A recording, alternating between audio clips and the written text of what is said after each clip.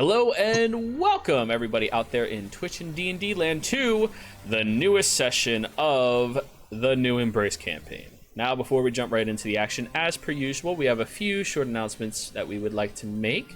First of which, whoa, I fucked that up. Whoa. There we go. First of which is our open slots. Also, Tarek, I can ban you. Just keep that in mind. Open slots is one of those things that we have here on the channel where people are able to jump in on some of our games in action. We are a pay-to-play community, though, so keep that in mind if you are interested. I know during these trying times, it is very difficult for people to keep themselves entertained. My recommendation is D&D, because let's be honest, you play a game of D&D between 3 and 4 hours, you think about D&D for the next 18 hours of your life. So it compensates you very well to be able to stay that entertained, assuming that you have a fun atmosphere and play group like this one to enjoy yourself with. So if you are interested in joining in on any of our games, please reach out and let me know. We are starting a bunch of new games this week as well, which still have like 1 or 2 slots available, so definitely keep in touch with me. Outside of that, we also have media. If you want to support what we do on this channel and you want to join us on some of our other platforms, we do have a Twitch, a Twitter, a YouTube, and a Facebook. Be more than happy to have people jump over there, message me, hang out a little bit, drop some comments on some VODs and shit like that. It really does, brighten the day a little bit. Now, I don't consider myself a professional content creator by any stretch of the imagination. I just do this so people see that I am serious about my games, and I'm not just on Roll20 charging people what I'm charging them because I think I'm good. I want proof of what I do for all of them. Hey, you back to you. Sorry, I always digress when I see a dog. So, with that being out of the way, I should also probably mention that the Kickstarter for TPK is over, and they reached all of their goals, and I am super fucking excited about this. So excited. But anyways, last thing that I probably should mention to everybody, I keep saying but the actual last thing for me to mention to everybody was our sub goal. We had a sub goal for the year of 20 subscriptions. We hit it. And what I was planning on doing was allowing the community to decide on what type of haircut I would get or hairstyle. We cannot do that right now. Corona is saving my hair in this regard. My 2 rules: no mullets, no man buns. Tarek. So, that'll cover that. So allow us to recount what happened last session.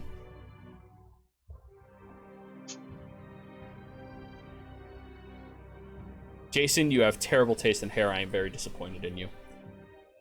So, high and tight is god-awful. Let me just say that. That's the point. Why do you want me to look bad? You have to look at me. But anyways, everybody, let us talk about the game. Last session, you all started your adventures here inside of this fabulous little burlesque club. Kudos points to anybody who remembers the name of the establishment. The Cat's Cradle. It is. Thank you. Somebody remembered. I appreciate that. Sometimes I give details with reason in my games. Sometimes, not always. But yes, it was the Cat's Cradle. Now, as you all are enjoying yourselves here, you managed to maneuver your way through the crowds fairly easily and start picking up the very fun atmosphere of the city life that most of you have never experienced before in your lives. We should probably put the speakeasy music on right now for all of this. Yeah, I like this music. But anyways, you all looked around at the staff, which was completely made out of males of all varying sizes and preferences for anybody who would be able to enjoy this type of atmosphere. You all got yourselves your own separate table, but Solaris slipped away and went over to the smoking section, which is specifically for people to smoke things that are not just tobacco pipes. While seeing you over there by your lonesome, N decided that they were going to join you, but not before Rowan slipped away to the gift shop, looking for cute, adorable little bow ties for Beefcake. Upon entering in there, not realizing anything about this establishment, Rowan started asking about these curious whips with 9 ends to them, as well as the blackened bodysuits and masks that have zippers over the mouths to keep them shut, and a few other different varying objects that look both as torture devices and potential pleasure devices, depending on people's preferences. The party ended up saving her from this experience, taking her out of the shop after she purchased a couple of bow ties, or 3 bow ties for beefcakes. I apologize. 3 bow ties. Now, Solaris and En started smoking, and they got an exuberant amount of enjoyable, fun green things to partake in. En was able to hang much more easily than Solaris, and Solaris started becoming that paranoid high that is never a fun experience for anybody. Let me also say, kids, don't do drugs. Wait until you're an adult. Well, let's be realistic, Don't do drugs if you don't have to, but if you're gonna do it, wait till you're an adult. Don't kill your brain before you have to. Look what happens to you when you do. It sucks. But anyways, while the two of you are having that fun little interaction, Gabriel slipped away, having Kothar join him into the town. Oh, I forgot about shopping. Everybody shopped, and a certain somebody was made really pissed off by En. That may come back to haunt them. But anyways, more importantly, because this actually has to deal with character growth and development, Gabriel, you slipped away over towards a couple of different churches, trying to find people who might be able to better restore you from different tattoos that have been blighting your body ever since your escape from captivity. Now,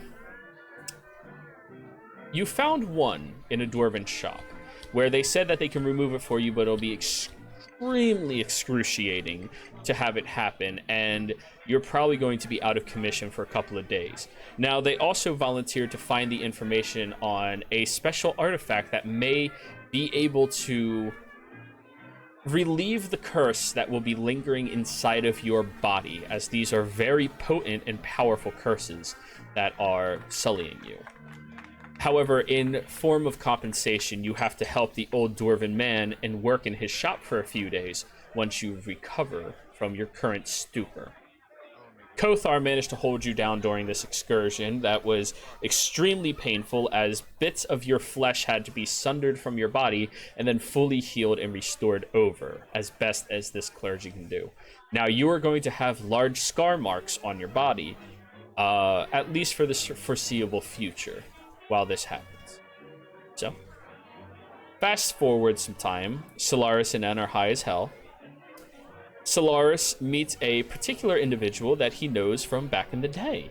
This individual is a very calm, well-demeanored, elven individual who is also one of the professors at the academy that Solaris used to tutor for.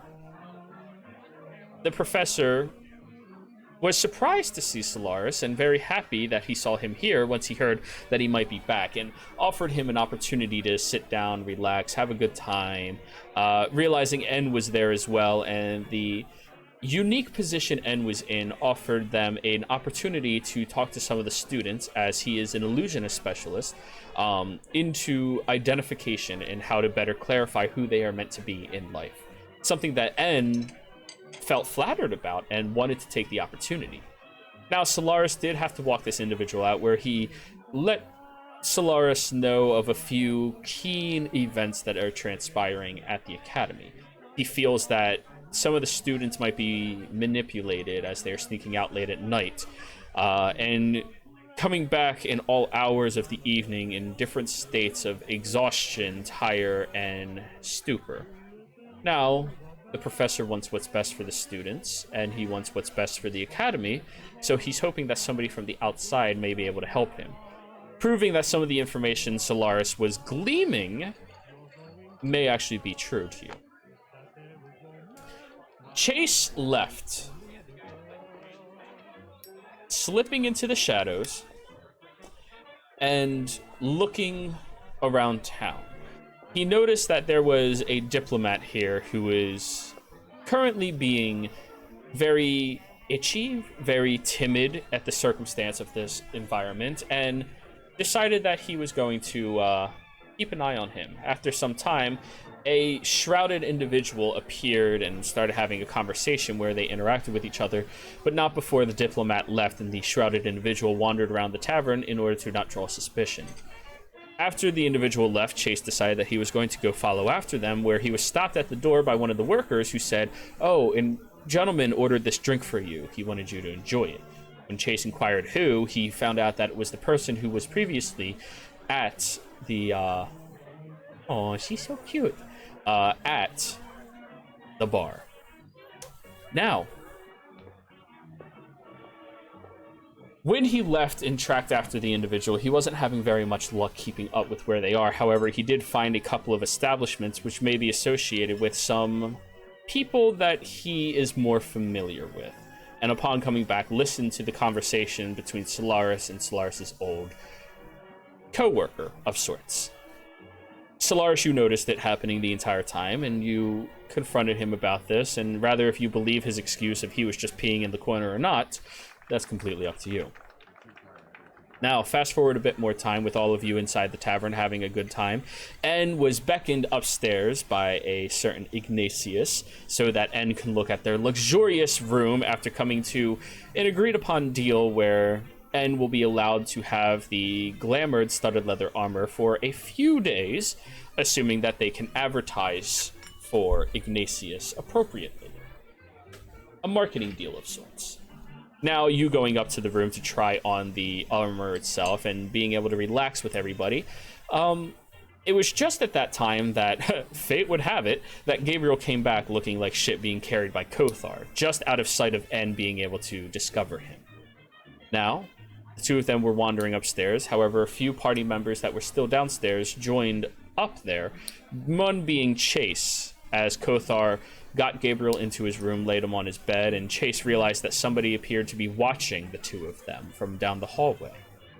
Not wanting to take any risks, he decided to ask Kothar to stay here while he go gets everybody else, realizing very quickly that the biggest person in the party is probably the best one at protecting people, let's be honest. If you're not scared of Kothar, you have a serious problem. Nobody knows that you have to be scared of the druid, Rowan. But you have to be scared of the druid. They could just decide bear time. Anyways, everybody else came back upstairs and started having a fairly nice conversation. Well, until N approached back over to the room, realizing it was open, and became very cautious. Ignatius warning N that apparently they've been followed for some time, and he did notice it, but he didn't want to say anything until they were protected in his room, a place that is stopping any type of divination inside of it, and is fairly soundproof considering it is a room meant for orgies. So, once you slip downstairs and start interacting with everybody, seeing Gabriel in his state and condemning him a little bit in his actions that he did, just a bit, you understand, but it's still, it's a shitty thing. You decided to convince Chase to step into the hallways and go back over to Ignatius, where we are picking up right now. None of you the wiser of what's going on in the hallway, even though Chase is fully aware that he has a blade at his back and his throat as he's talking to a rough-voiced individual. Now, all of you back in the room, you can hear the music still emanating from downstairs and a very loud applause from the crowd that seems to be enjoying themselves. A large jug of water was just delivered, and Rowan, seemingly slightly embarrassed the huge Goliath individual. Or maybe it wasn't Rowan who embarrassed them, but somebody else who noticed the way Rowan was looking at them as they slipped away. Yeah. So, this is where we pick up. Gabriel, because you didn't have much interaction last session, if you would like to be groggily waking up with a couple of levels of exhaustion, you're more than welcome to. Yeah, Gable shakes itself awake and pushes up and looks at the people in the room. Which is everybody aside from Chase. Hey, buddy. Hey, Ann. What laws did you break? Huh? What laws did you break? Breaking into a holy temple and using their bath, and I stole essential oils from them. So only 2. Well, that's good for you. Yeah, so that's behaving for me, but this is not behaving for you. What happened? What can I say? Kotha and I got into it. He won. Uh-huh. Kothar just shakes his head at you. I kind of already told him. He will push his cloth away so he can look at the brand used to be on his arm. It's incredibly painful for you as you are moving aside, and you do see the rough outlines of the location of your previous wounds that are now filling you. Yeah, I wanted to get rid of these things. Yeah, I mean, I figured that's what happened. How you feeling? Like a rough night. You look like you had a rougher one. So, you in for the evening? Are you in for the evening? I think so. Just had a chat with Ignatius, and look, and it'll say fabulous, and spin around in it, and it'll turn into the same kind of like gypsy dress from earlier, from the suit that they were wearing. Nice. Yes, I got it a little bit early to do some advertising over at the academy when we go. Happy to hear you're having fun. How long are we planning on staying in town? Well, the academy is the day after tomorrow.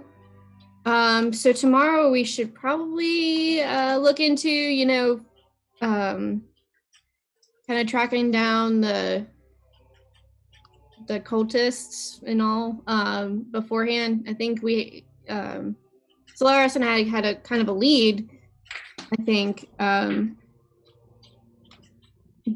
But that's really everything.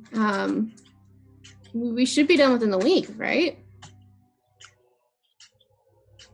I agreed to help out the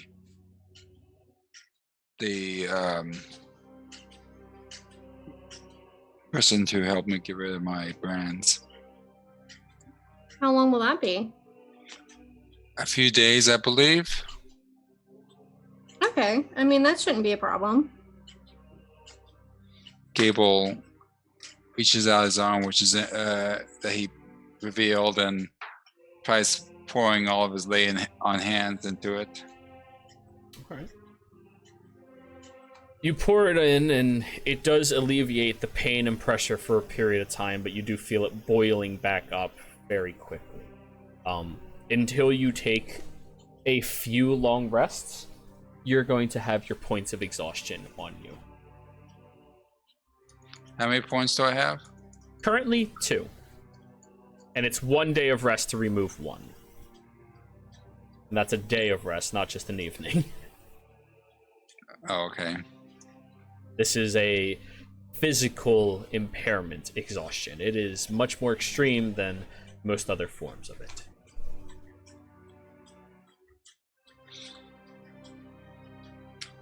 So I'm not really down for helping with anything right now.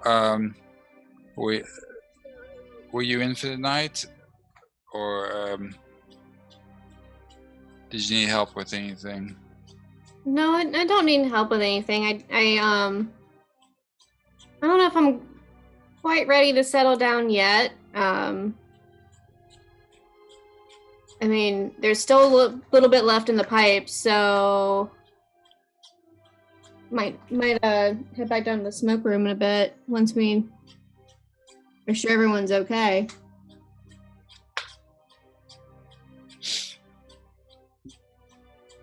Okay, well, have fun. Gable kind of just plops back down into the bed. And it'll give him a first level cure wounds again, just to help out a little bit. All right. Now, while this is happening, Chase, hi, welcome. Thank you. You've been confronted by an individual in the hallway, holding a dagger to your throat, and you feel a separate dagger pushing against your lower back and spine. We need to have a talk. I was wondering when you guys were going to show up. We should probably head out of here soon if you don't want others to show up. Shall we go somewhere? They pull the blade away from your knife, or from your throat, and take their other hand to open a door beside them, and you still feel that other dagger in against you. Are there any mirrors or reflective surfaces nearby? Roll me a perception check.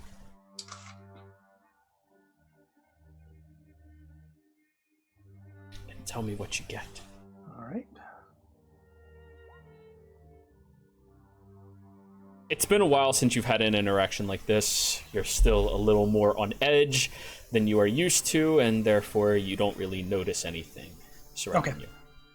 However, the individual is walking backwards into the room, holding the door open, as you are being pushed and prodded forward. I go ahead and move forward.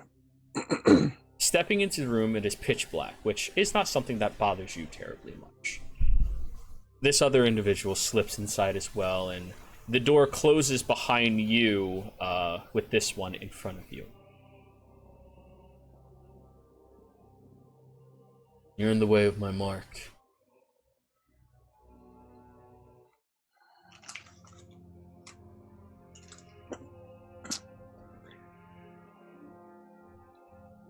How did I get in the way?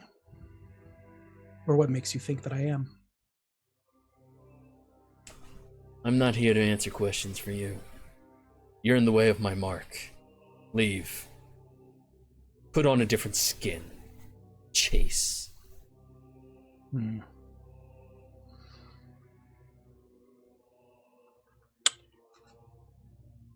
So when you are suggesting that I leave, are you meaning just this room? This building? The city.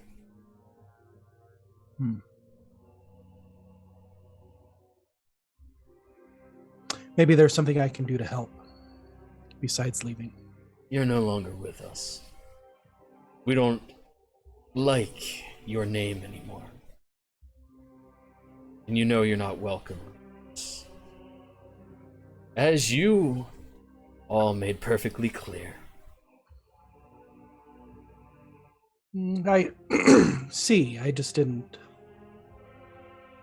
necessarily think that I would be bumping into you or in your area. Unfortunate timing for yourself. Yes. However,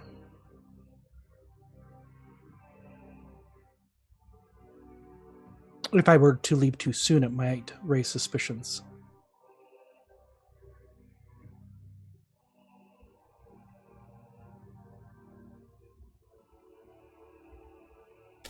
That's not a problem for us. What's a problem for us is you being near them. You've already blocked me from my kill twice now. It will not happen a third time. Now, we have an agreement. We are not supposed to kill you for your kind, and you return the favor. But if you stay in my way, agreement be damned. They'll have to send the next little one out. How they're doing anyways.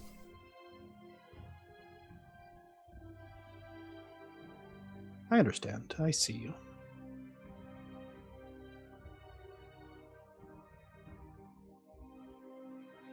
Well, then, I guess there is nothing else that I should be doing but preparing to leave. We'll escort you out.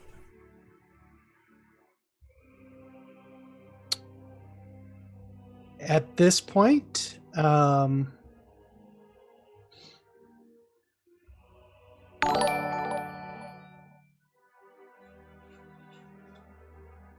going to, because the door that was there was just kind of out in the hallway, right?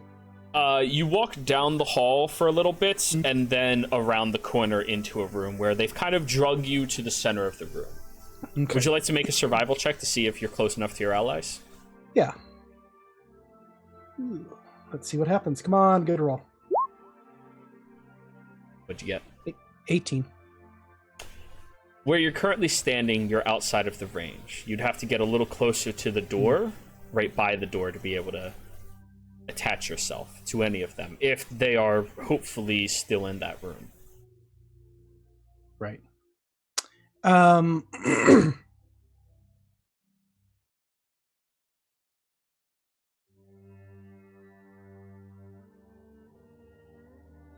And you also understand the nature of these individuals. Yes. Yes. They are not just the common thief. They are hired assassins. Since, yeah.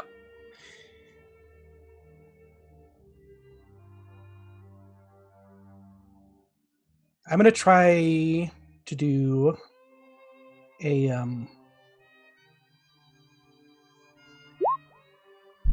sleight of hand and try to drop a, I don't know, like a gold piece so it rolls towards the door, something. Just to see if I get a little bit closer. Go ahead and roll a sleight of hand.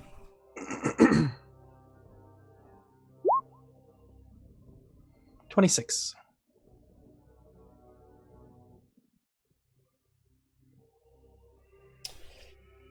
I'm going to roll a perception check. Okay. Yeah, a gold piece rolls out across the floor. Or we'll say a silver piece. You don't want to lose it. Silver, yeah.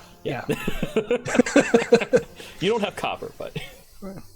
I'll just kind of do an oops and kind of stumble for the coin and see if I can make that connection. Roll deception. Okay. Come on, deception. 21.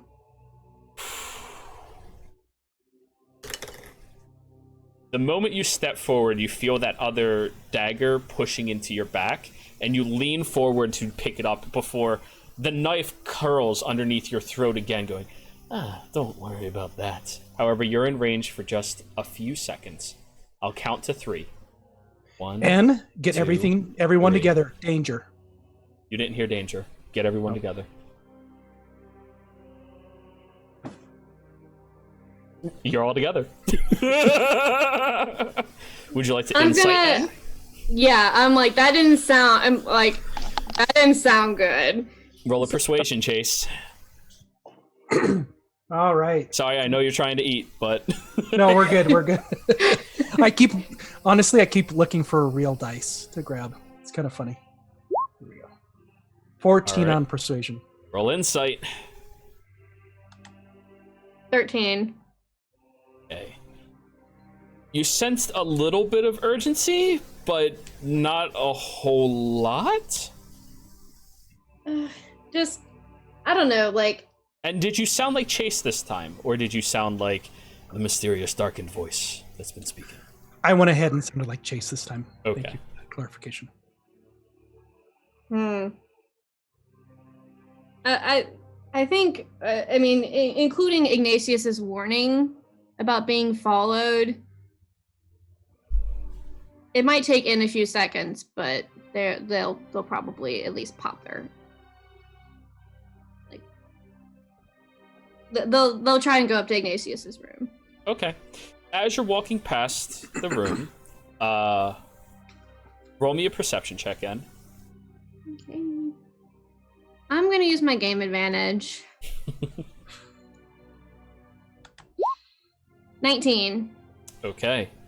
Chase, while you are in the room, the individual does not let you receive your silver piece, so remove 1 silver from your character sheet, and pushes you back up against the back wall. Oh, no, Chase. There's no need for you to do that here. None at all. You can get that on your way out. You know what? Why don't you keep it and just consider it a lucky coin for today's brought you luck. And you're kind of hearing, like, the quieted voices from this room as you're walking past, and it's a little odd. Considering all the other noises you hear throughout this place are not quiet and not this.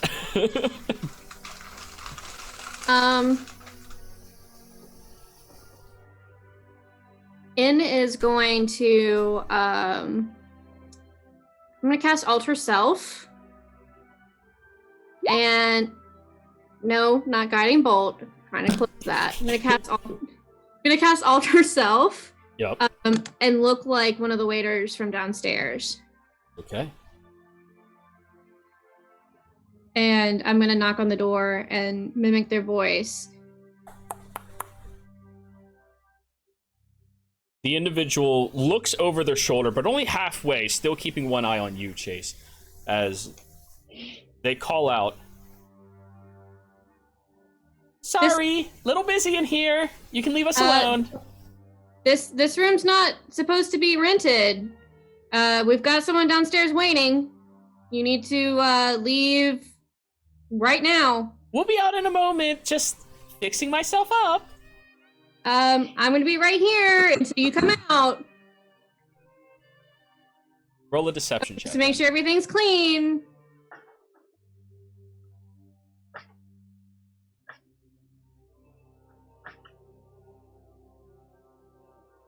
Roll a deception check in. Because I don't think you have the actor feat yet. No, I don't. Okay. 16. The Dan's been individual. practicing. Yeah. You're practicing. I know it's on the way there. The individual looks back and gets closer to you, Chase, and motions towards the window.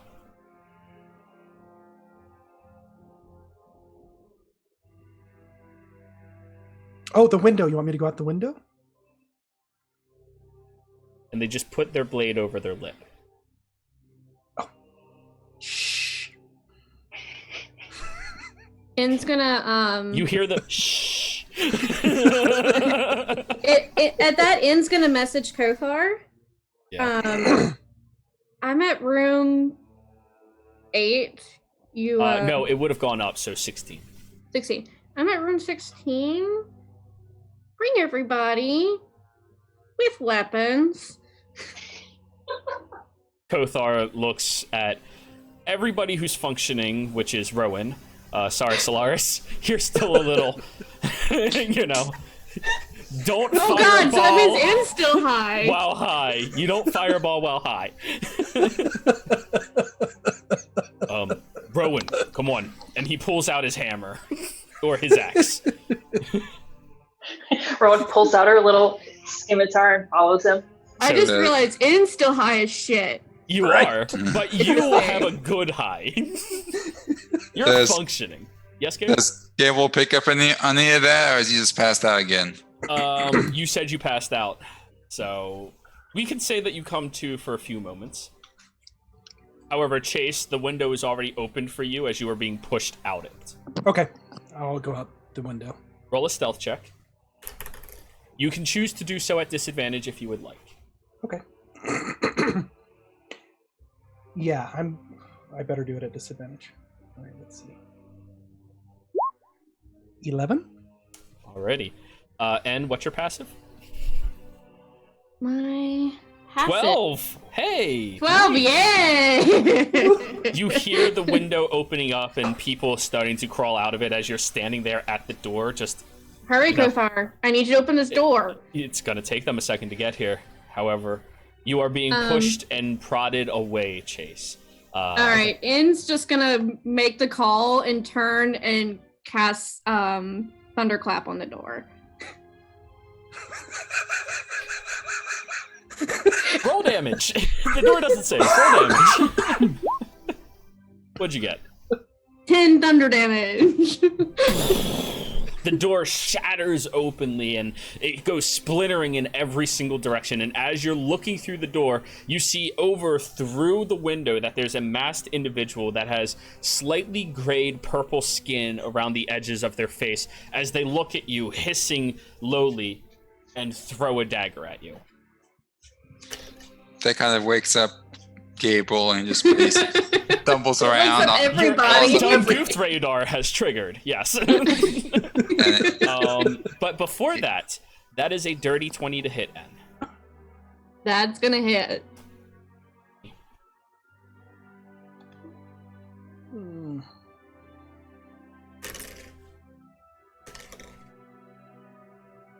That is going to be 19 points of piercing damage. It's hurt real bad. And I need a con save. Oh god. The snort. Oh, 6. You're unconscious. Let's just say that number. Okay.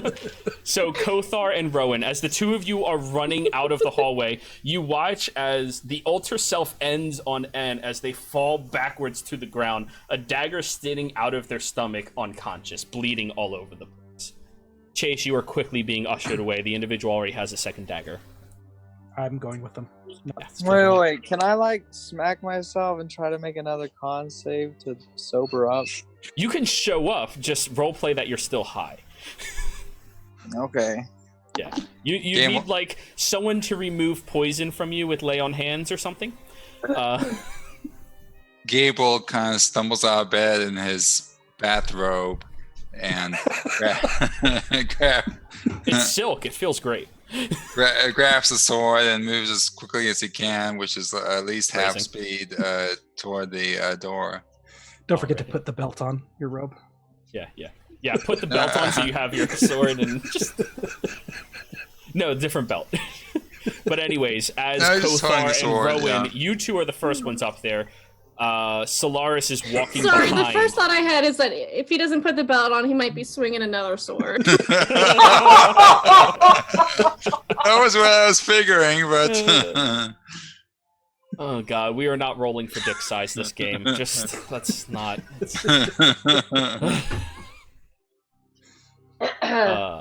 But anyways, the three of you see this all happening first as Gabriel is still stumbling out of bed, trying to catch up. Kothar looks over at you, Rowan, goes, help! Points at N. I don't have cure wounds chosen for right now. I thought we were just chilling at them. Berries! Do you have berries? Yes. Make them! And I need a death save. Okay, Rowan will make the berries. Alrighty. And at this point, Gabriel and Solaris are running up as well. Alright, Yeah, thank you for marking that. Yes, Gabriel? Gable. Let me know Gable- whenever I see the bad guy. If Gable's there, he'll do a cure wounds on Anne. Okay.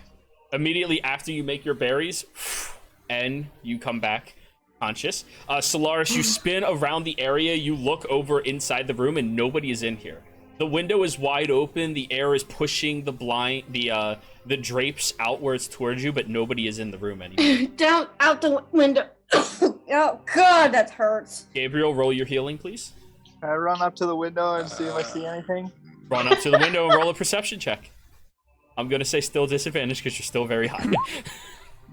Actually, wait, no, you're high. Advantage. You notice little things. You do. Yeah, I was gonna say. Yeah. 10, I guess. Alrighty. So Solaris, go ahead. Oh, I can't remember. Perception check. No, I can't remember. Like, Oh, he's I am got- so sorry. I am so sorry. Yeah. that's okay. Yeah, I'm getting there. No I worries. thought you no were- worries. I thought you I- were still role playing. You were high. God damn it. I was like, what was I doing? I can't see. Open your eyes. Oh. Jesus, that's a 10 and an 8. I'm so sorry. You don't notice anything. You look around the area, and I mean, you don't even notice the deliberate tracks that Chase left behind for everybody. And However, what? and yep. And what the fuck? There was somebody else in there with him. And it wasn't for fun. Presumably. It's gonna like drag themselves up and like go to the window. Gable helps her up. Them. Them up. And I'm gonna look and see if there's anyone that I recognize. In the room? Or out the window? Out the window. Okay. At that point, they throw another... No, just... Here goes another death save. No problem. Go ahead, roll your perception check. Shit! And turn off your whisper. Yeah. However, I a get 10 does not pick up the tracks that Chase is leaving behind. I'm in a lot of pain. You are. I mean, you even pull out the very gnarly looking dagger and you notice that it has this slightly purpled looking liquid that is already dried up from the blade. En's gonna pocket it. It's mine now. I claimed it. Mine. Can Rowan turn into a lynx? Would she have seen like a smaller type cat like that in the wild? A lynx? Yeah, like a not a big cat, but the smaller sizes. What kind of cats like that? Bobcat. Yes. Okay.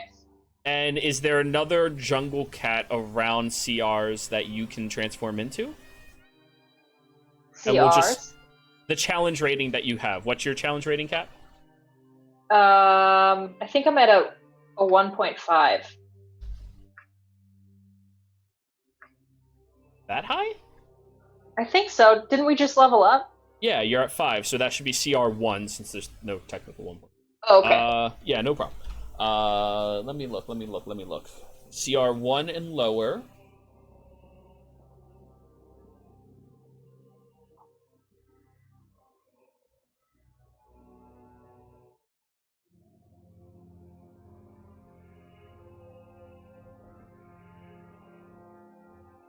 So,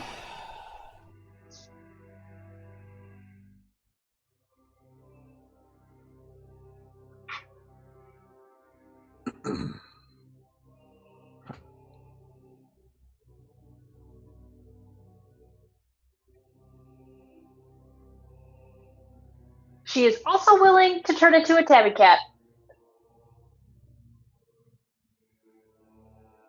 I'm just wondering if you can be something that has actual decent stats for this, though. Since you have the possibility.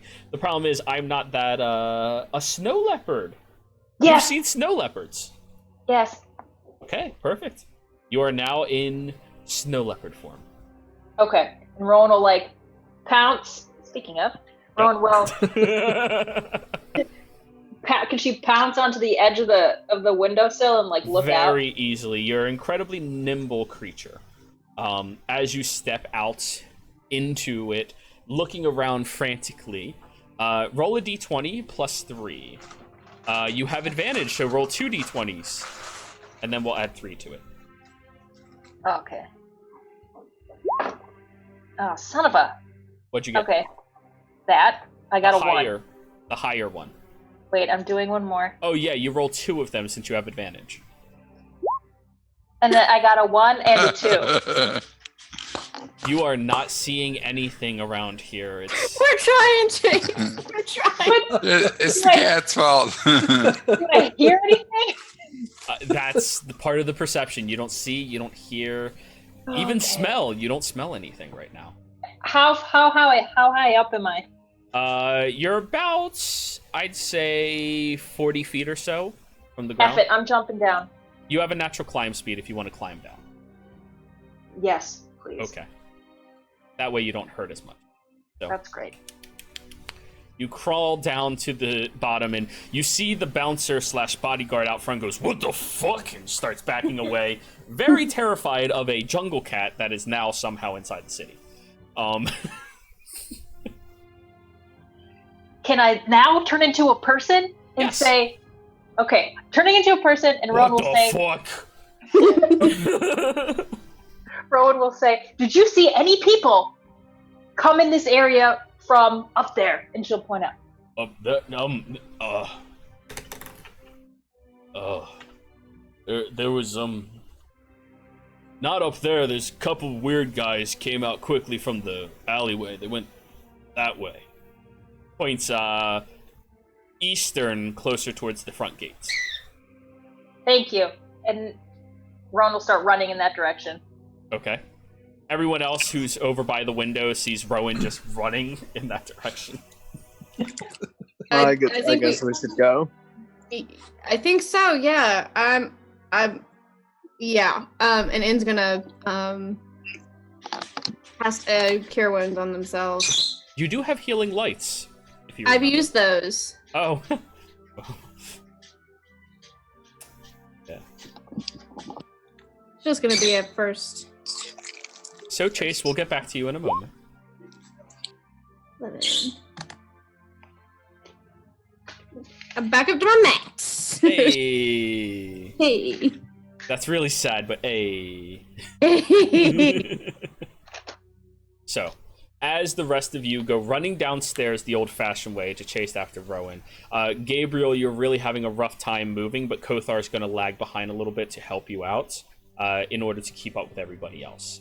All of you are moving, and it's easy to keep up with Rowan, as Rowan is not trying to slink through the city. However, you are quickly realizing that you are tracking after trained individuals who are meant to keep their presence hidden from everybody. Luckily, Rowan, you do have a sense of general direction that you are following right now, as you are running and running and running, looking in every direction, trying to keep your eyes peeled for anything that transpires. Chase, while you are being quickly escorted out of the city, is there anything you would like to do on the way?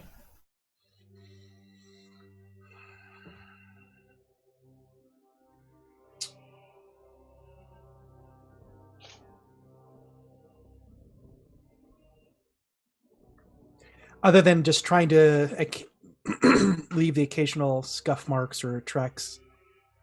Roll sleight of hand.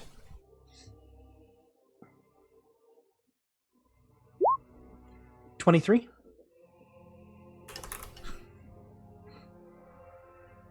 They almost noticed, which is pretty shocking. But you are leaving tiny little scuff and tracks behind you deliberately in order to hopefully appeal to them. Even a couple of coin pieces periodically, but they're positioned to fall in a way that they are pointing heads north, so people know the general direction that you are headed. Once you get over towards the city wall, over closer towards the gate, you are shifted over towards the left-hand side for a little bit, where you run past that one building you noticed, the one that had the fence in the description of the painting. And as you are running past, you also notice two individuals who are kind of like looking out from the window, watching the three of you pass by. Or the two of you pass by, presumably three. They seem to be watching carefully as to what's transpiring. Roll insight.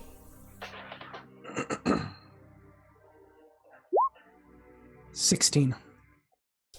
The persons that are watching you and the only other seen person with you seems to be analyzing you both as outsiders in their territory. So you can glean that they are not occupying this space. They are simply here on a mission. Mm-hmm. You're not sure if they told the proper parties of this or not.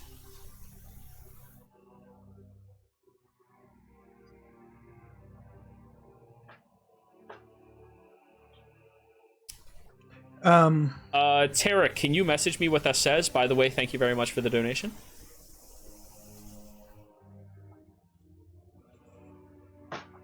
I can't read the whole thing, it's a little long.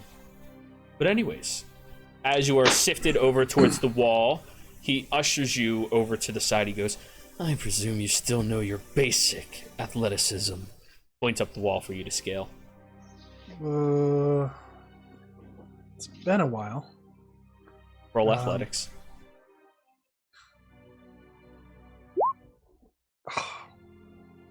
What? 20. It's been a while. Just grabbing on all of the right spots and scaling up it very quickly. You're very out of practice right now. However,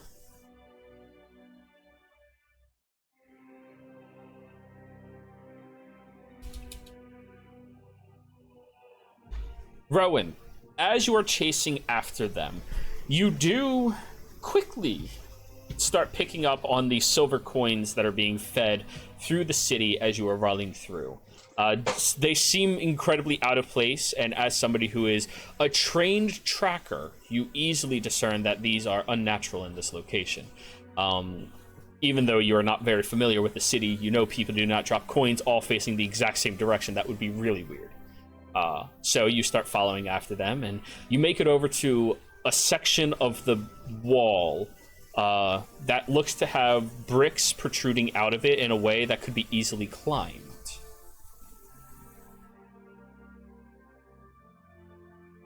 Okay. Rowan starts climbing. Alrighty. Chase, you have a viewer inspiration thanks to Tarek. Oh, well, thank you very much. Just for clarification on how the viewer inspiration works compared to DM inspirations, this is a luck point. Have fun. It only works on you.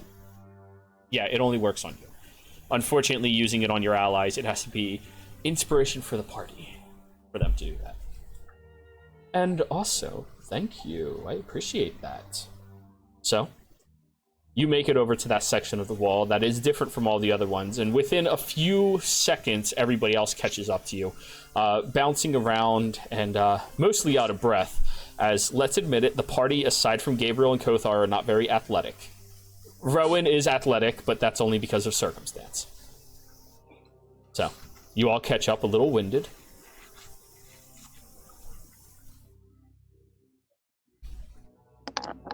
Gable's just staying close behind in. Kind of closes up his robe a little bit while she's looking around. Modest for once. I guess we're going up. I'm gonna need a boost. Gable gives her a dark look. And Gabriel, for Gives them. once, you do not think you're capable of climbing that. That looks really daunting right now. Kothar. Help me out. Yeah. He puts his hands down for your hooves. Go ahead, roll athletics with advantage.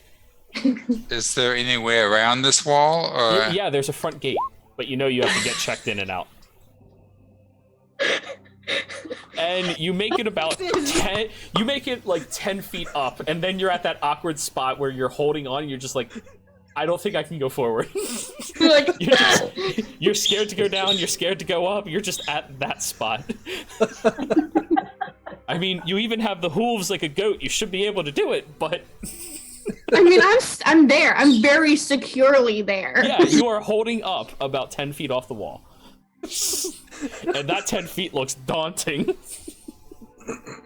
However, Chase, you're moved through the woods for a short period of time before eventually the individual, all right, you can stop. All right. He steps about 20 feet away from you. You still feel that dagger along your spine. No. Sorry I had to kill the one, but they made a big mistake. See, I know their tricks. I've been following you all, them particularly, for a while. It was a bit unfortunate when they stumbled upon you. Had to be a bit more careful, after all. But we have an understanding, correct? Oh, correct. I had no idea you were looking for this weird ragtag group of... Yeah. Good. To the east, there's a small port town. Go on over there. Third ship docked from the left. You can get passage. They'll drop you off where you want to go. Out of my hair. And out of our way. You know, I haven't been on a good cruise in a while, so thank you. I appreciate that. Now you know the deal. He tosses you a blindfold. And approaches you with a set of manacles. Where do you keep your tools? I don't even know if I brought them. Can I roll deception?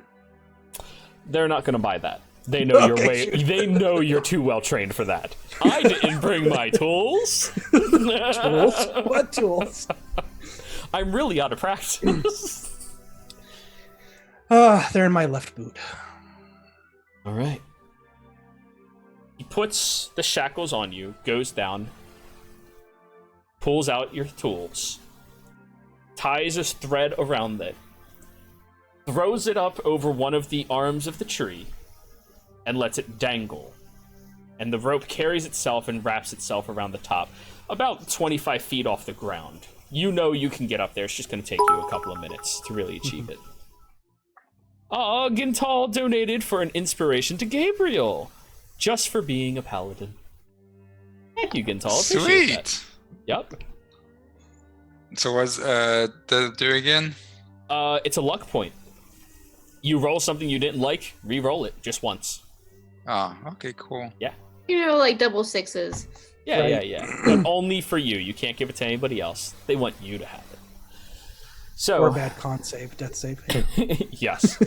After shackling you, they blindfold you, and you hear them step through the woods for a period of time. Would you like to roll a perception check to see if you can keep up with them? Yes, please. Go for it.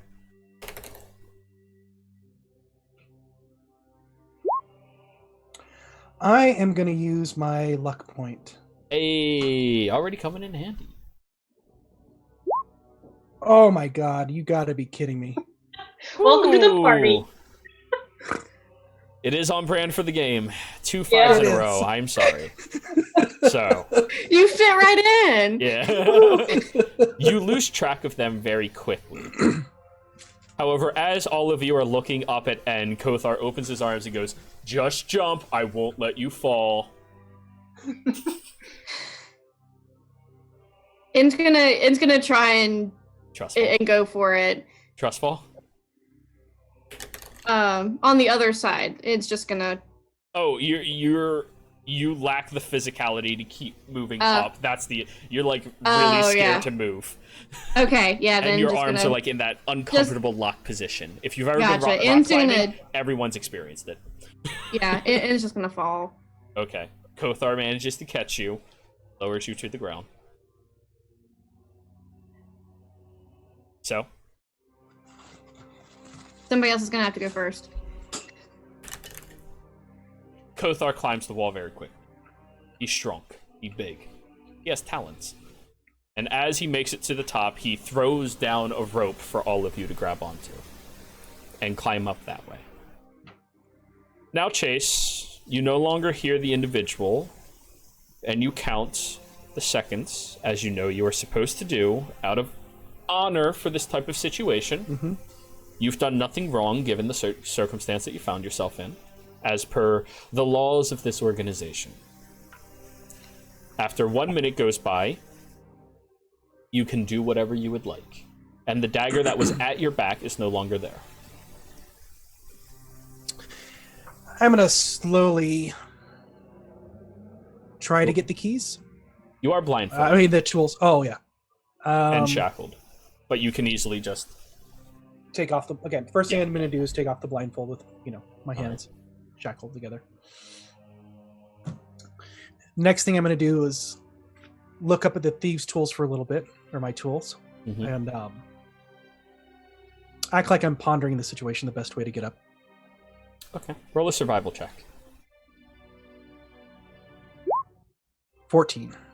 You find a fairly easy route to go to. You mostly have to use your hands for gripping and then your legs to pull yourself up, reposition on top, and then go that way. But you feel like you are capable of doing this. Okay. I'm gonna do it. Give me an acrobatics check. Taking my time. Disadvantage because you are shackled. Yes. 9.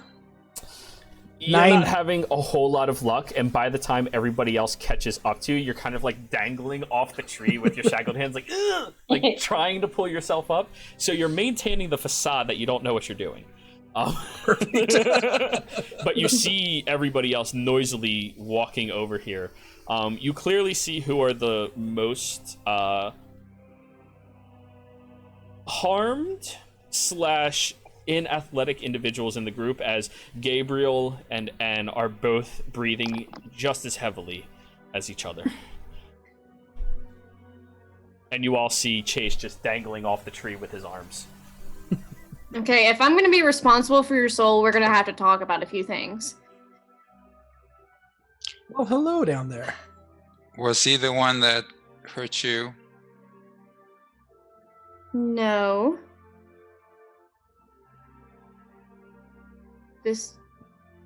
You know who Chase is?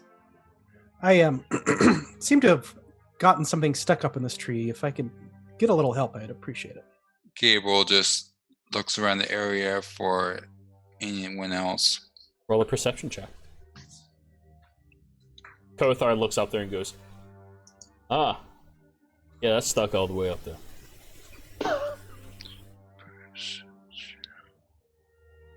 You want to explain what the hell that was? Yeah, help me. 18. You look Oh, around no. My roll. Disadvantage. Exhaustion.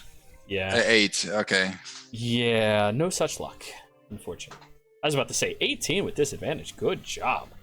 But anyways, Kothar easily scales the tree and gets you your tools before handing them down to you. In which case, you can go ahead and roll your thieves' tools to unlock your shackles. Alrighty.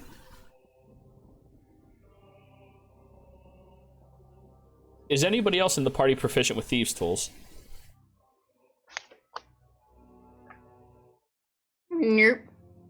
And how do I make sure it has my proficiency bonus on there? It should already be labeled as proficient on your sheet. Yeah, it just has a question mark. Oh, that's the ability you're using, Dex. Oh, okay. Assign it to Dex and then roll it. Yeah. I just didn't know if I had to change that question mark. No problem. 19? Easy enough. Within a few seconds, you easily click, and remove the shackles from you and slip your tools back into your boot. I had a feeling that the door at the bathhouse wasn't unlocked. I think it was. I'm pretty sure it was. We need a huddle. Everyone gather in, please. So it's very important. Everyone will throw her arms around the two people next to her. Roll me a d6. Okay.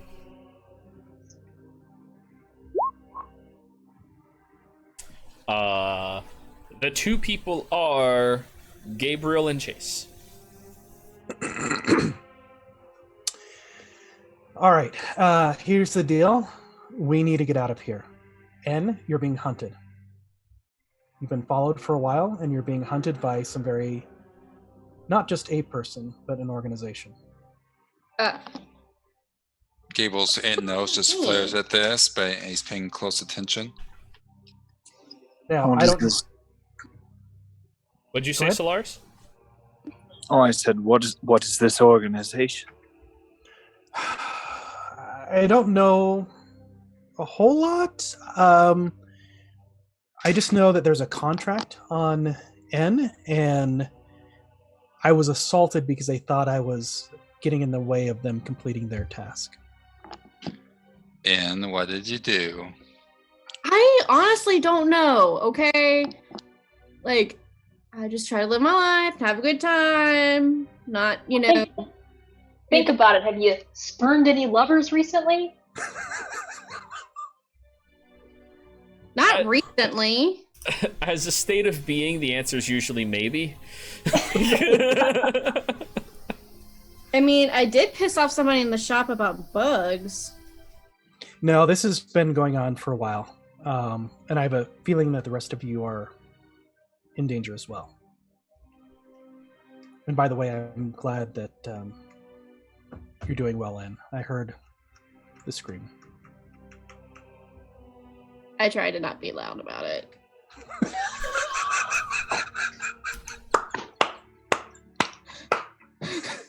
Oh, all right.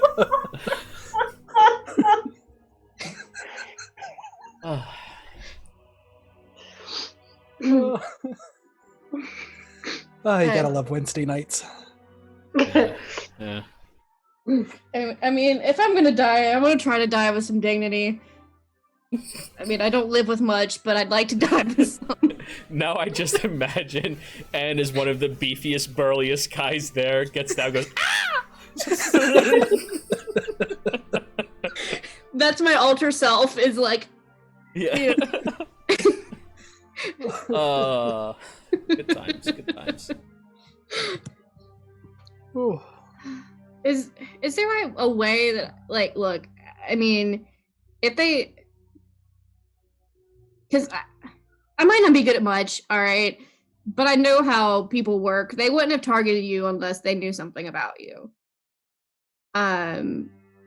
They just noticed that I kept spotting them, I think. I kept noticing someone was following us, and I kept looking at him. Could never quite get a good look, but I had a good feeling. Well, that was what Ignatius was trying to tell me, was that we were being followed. But he couldn't figure out who it was. Any idea why we're being followed?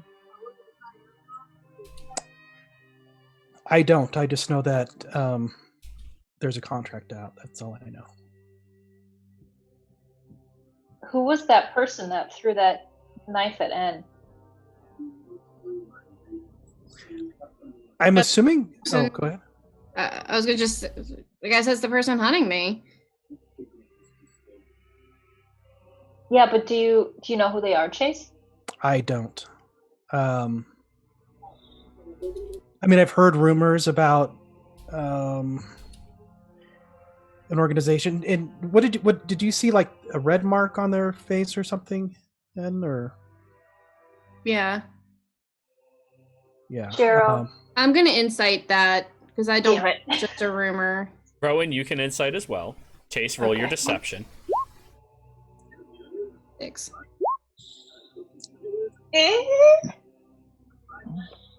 Son of a- 19. I mean, Chase just has a very trustworthy face. Is it a handsome face? I mean, it is descript on par with average, slightly above.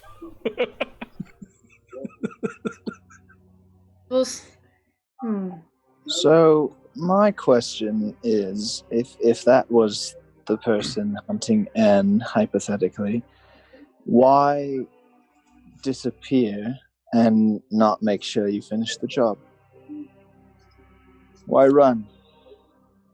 Well, they gave me a threat to, and I'm lucky. I'm lucky that I made it out with my life, and they brought me out here and they tied me up and they told me that I had to get on the head east, and there's a ship that I need to get on and just get out of here. I guess they just kept thinking that I got in their way, but maybe they're only supposed to kill people they're after. I don't know. It's just kind of strange.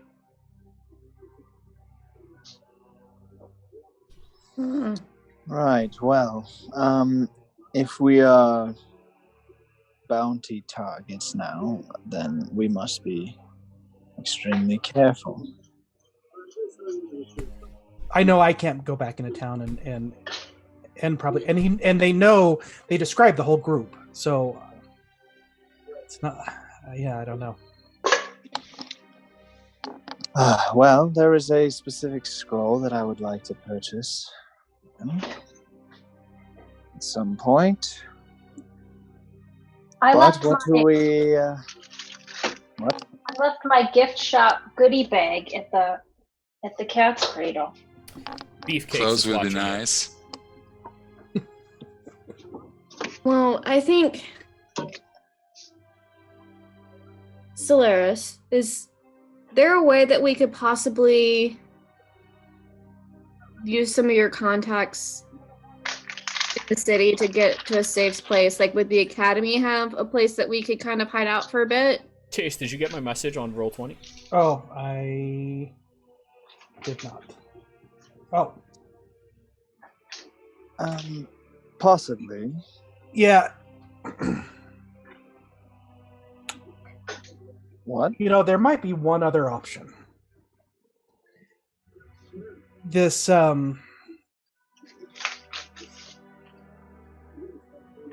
if I understand how these things work correctly, what I've read in books and whatnot, I don't think that the locals that kind of do the same thing, that are kind of like the local strongmen or whatever you want to call them, I don't think that they were necessarily aligned with the person that guided me out of the city. Oh, kind of like seeing him as an interloper. Yeah, and so if we could find them, we might be able to... Oh, that's it. That might be why they didn't kill me, because then they would have been killing other people on their turf. And so maybe that's why they spared me. And if we could find... earlier I thought you had been followed, and so I tried to follow someone, and there was a interesting house I went to.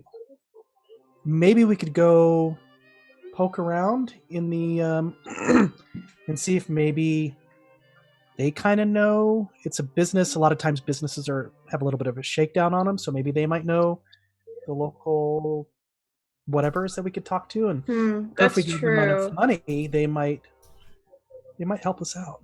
Like a protection fee. Mm-hmm. I suggest if we want to find information, we talk to the shopkeepers, as you suggested, the innkeepers, and maybe some street urchins. Mm-hmm. If they're, are there urchins or like homeless people in Seldorine Fiandro? So go ahead and look at the camera. The answer is no. Okay. Gotcha. Poor people do not live here. It's so nice. Yeah. Okay, but they exist. Okay. So you're a local. You're not a tourist. Yeah. So those would be the three groups I'd recommend. People we could talk to, get information from. But what's our next step? How much longer is it before daylight? You're probably about 4 hours before daybreak. We should probably get some rest. We should probably find a safe place to rest. Gabriel, this slightly cold, breezy air is not complimenting you very well right now.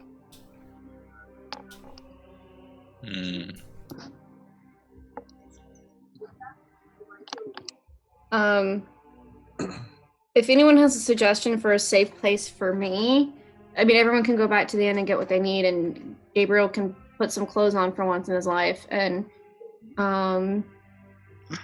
what are you trying to say? about 90% of the time I've known you, you've been missing at least some article of clothing. It's just how the fates will it, I guess. Yeah. So, if I can find a safe spot to hide out for a bit, you guys can do what you need to. I suggest we get together. Yes, Rowan? Are there any cottages or anything in this area? Because we're in the woods, right? You are in the woods, but there are no local homes that are nearby. All of this territory is like open farmlands that are owned by the very select few people who have authority over this. So you're just sitting in the woods in somebody's estate. Got it. However, where would you all like to go? Are you heading back to the inn as a group? Or are you going to go investigate this little shop as Chase suggested? Anything. Gable just watching over Anne, especially now that she has a target on her head, Okay. apparently. Their head. Ian's gonna use another alter self and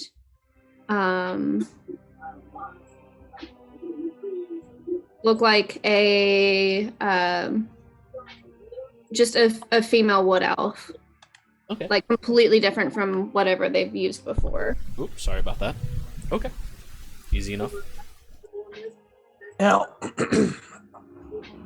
I'm having a hard time trying to decide if we should go into town because we'll have to go through the guards, unless there's a way over the wall. Isn't the rope still there, you guys? It would probably still be there. Why not? If not, Kothar can climb it easily. If not, Thule could fly up there and drop it off. I mean, this party has the capabilities of handling walls. It's just comical to allow you to try.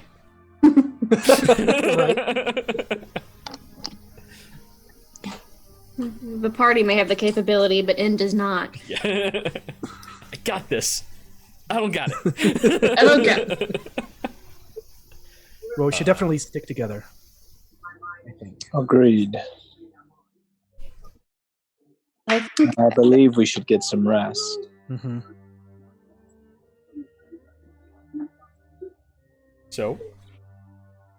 Do we risk you know what, honestly, we may have to ask Ignatius for a favor, because that room is protected from scrying, sending, all that kind of stuff.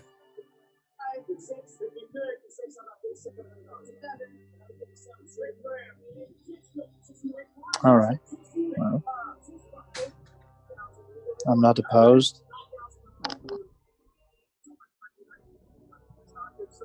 All right, then if we're gonna move, we should move quick. I'm not sure if those people that drugged me out here are still around. I don't know where they're at. I'm gonna blink Thule into existence and tell him to just kind of keep an overhead watch, like, I don't know, like 100 feet above us. Okay. Have Thule roll a perception check. It does have advantage because of its current state. Okay, can you do that for me? Yeah, I gotcha. I keep forgetting. I'm sorry. It's okay. No, it's all right. NPCs. Nope. Player NPCs. Thule. Perception. Two natural 20s. Thule is very confident that nobody is following any of you. And is keeping a vigilant lookout. Okay, sounds good. Hey, now you know. Yeah. And knowing is half the battle. Absolutely. I feel comfortable now. N is having a difficult time walking this far with feet. Yes. I am real person. Hoity, hoity, hoity. Alrighty. As you are walking through the area, I forget, are you going to the shop or are you going back to the Cats in the Cradle? I think we were going to go back and rest first. Alright. Yeah. You go back. I was going to go to the inn and see if Ignatius would allow us to stay. There we go. Sorry. As you get over back towards the building, you do see that the town has slowed down considerably, but there is an ambient amount of nightlife here. People are enjoying themselves. People are moving about very easily. And as you are all the most pressurized individuals walking through, and you step into the establishment, all of you are allowed through aside from N at this point in time. And you are stopped. Excuse me. You need to pay admittance to gain in here. She's with me. Well, there's still a fee for everybody who comes in, rather if they come in as a guest or not. How much is it? Do I look like I have any cash on me? Can you build my room? Which room is yours? And it's 2 gold. What room was mine? Your room was number 7. No, you were 12. You were 12. I'm room 12. Oh. Very well. We'll bill your room in the morning. Allows you to all Gable walk past. puts his hand on N's shoulder and walks with her toward the stairs. Oh, I'm just picturing this. You have to rely on N to stand up right now. Just Oh, jeez. yeah, that's bad. Oh yeah, and I forgot, Chase. You don't know the backstory to that either, huh? Yeah, yeah. Funny. Just picturing the robe and over the walls. And... Well, I'm No, sure. let me go first. Let me climb the wall first. Yeah. I'm sure Gable has closed out the best he can, but it's probably ripped up at this Oh point. yeah, it flaps open, and we all know how you sleep by now. So it's you all make it upstairs, where you do notice that the room that Gabriel was staying in has been shut, as well as that same Goliath individual seems to be walking back towards you all down the hallway. Chase, you understand what he was doing as he walks past. Oh, evening. Chase, you understand he was keeping watch just in case, since you are a guest in an establishment he is associated with. And I tell him in Thieves' Cant that I appreciate it, and I think there is someone from out of town operating on a contract.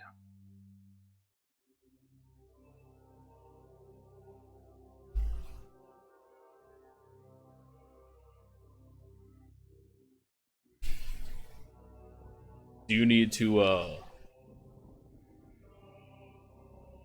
speak to our uncle? You know, back for the good old time's sake? Yeah, that would be great. That would be great. It's been a while. Well, do you want to show up as soon as he's ready and waking up? Or maybe you want to wait until tea's poured? Yeah, we'll wait until tea is poured. That's fine. Fair enough. Good night. Good He night. walks past everybody.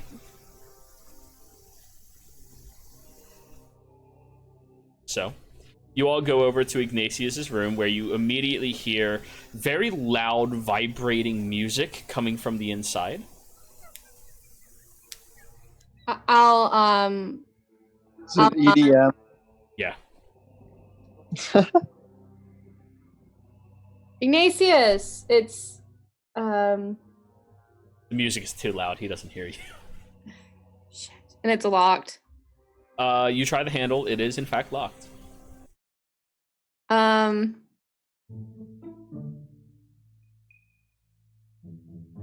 Does anyone have a slip of paper? I could slip on A what? the door. Slip of paper that I Oh. could slip on the door. Gabe doesn't.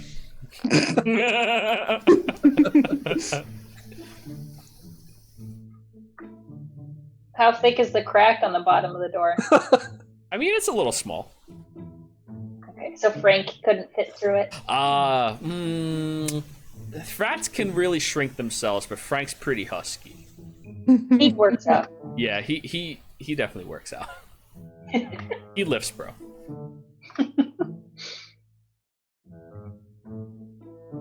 Wow, the challenges of doors with this party. I love it.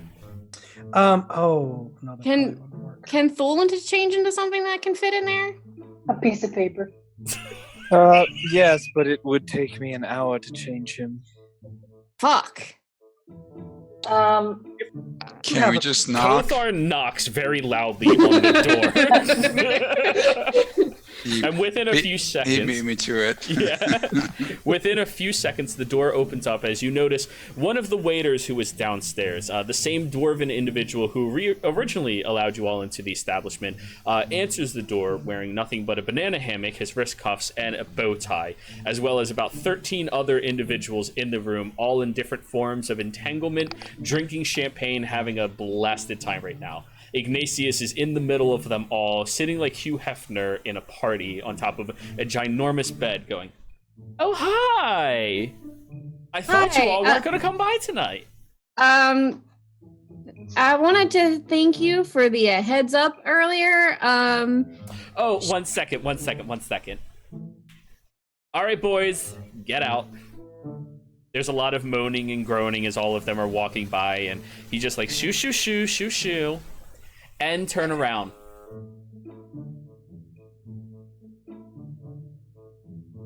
You watch as all of them leave. Don't you love a parade? All right, come on in. And Yes, once she does. drop the off herself.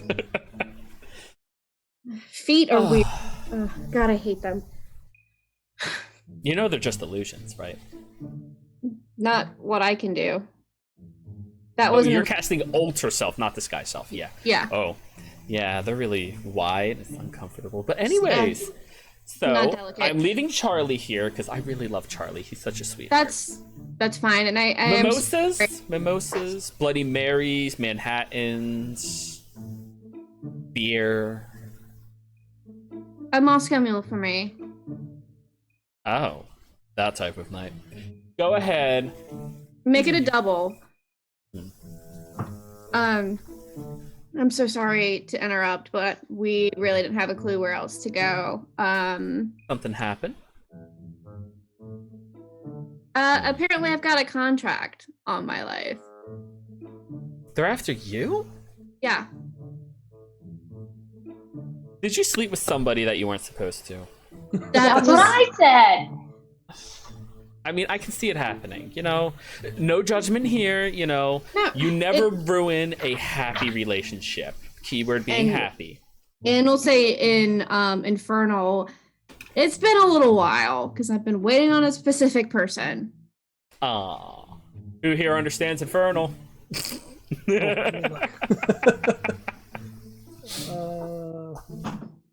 I'll look for you, Solaris. Could you imagine? Okay, noted. Oh no. Okay. Wow, for once only one person in the party knows Infernal. That's amazing. I know, this is exciting. I think I have two that nobody else understands, so that's great. Good stuff. So, if you're being hunted right now, you're looking for a little bit of protection. Yes. Well, I can let you stay here for the evening, and I mean, as far as places that I know of that go safety-wise, this is probably up there, but I wouldn't recommend longer than maybe a couple of nights, you know? It gets expensive, and I gotta get me some eventually. Yeah, I figured we have a few contacts in the city to see if there's somewhere else that we can move. So maybe a day, at longest a day and a morning.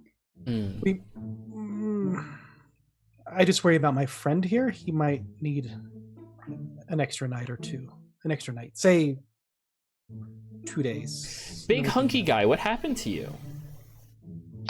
Uh Or, sorry, little hunky guy. Excuse me. huh. You're the small one, point to Kothar.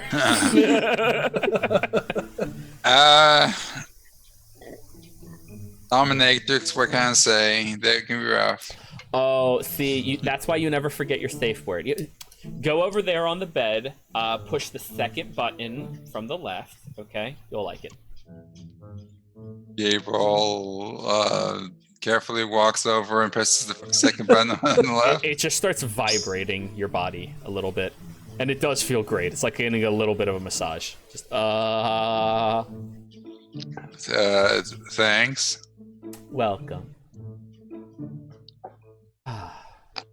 Also, get him a double scotch. You look like a Scotch man.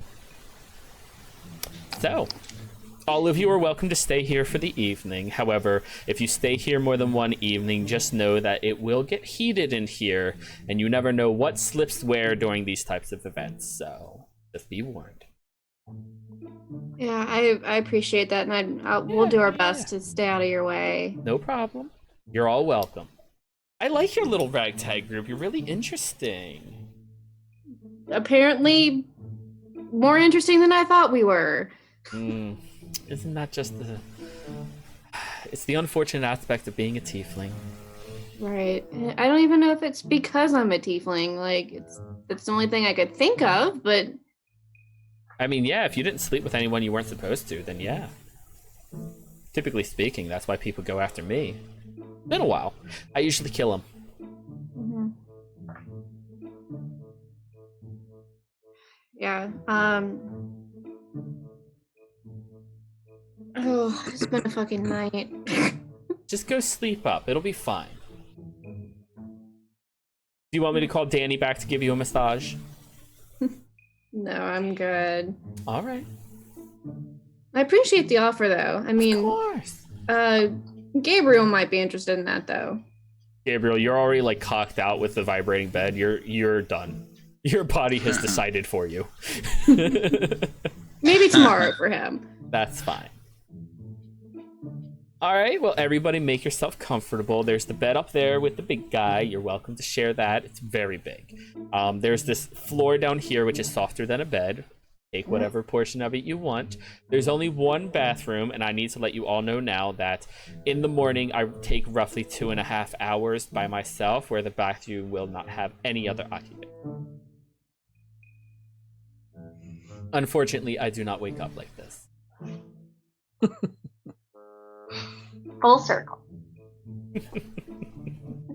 So, everybody lies down and quickly goes to sleep. During the evening, Solaris, it's time. Another conversation.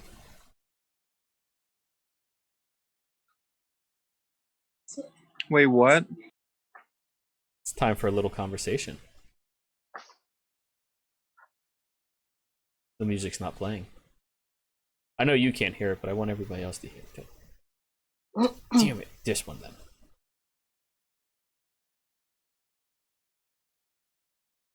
Okay, Roll20 just decided it doesn't want to work right now. I can hear it. You can hear it?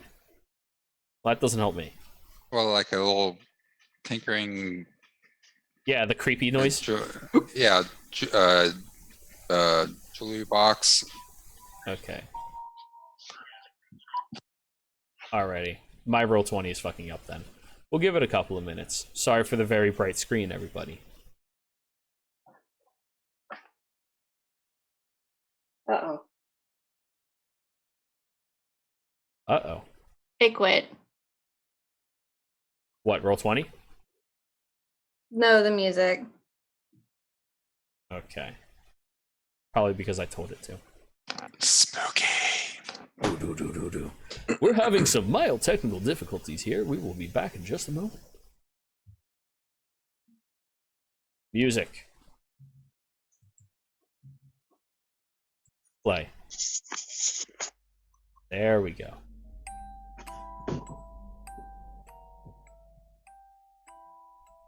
Not that one.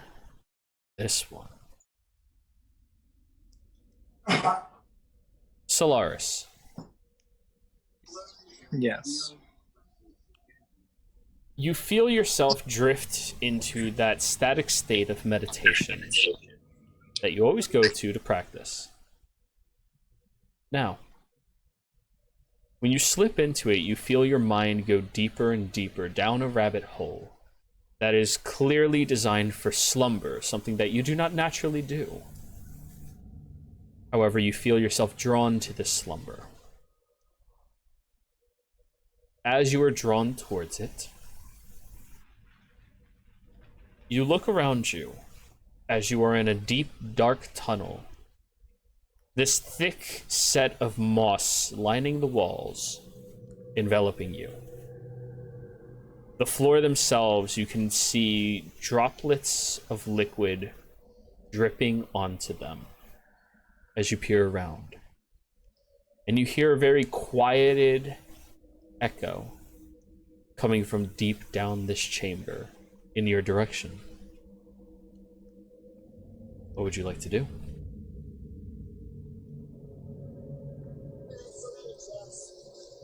I'm going to make a small prestidigitation effect to see if I can cast magic.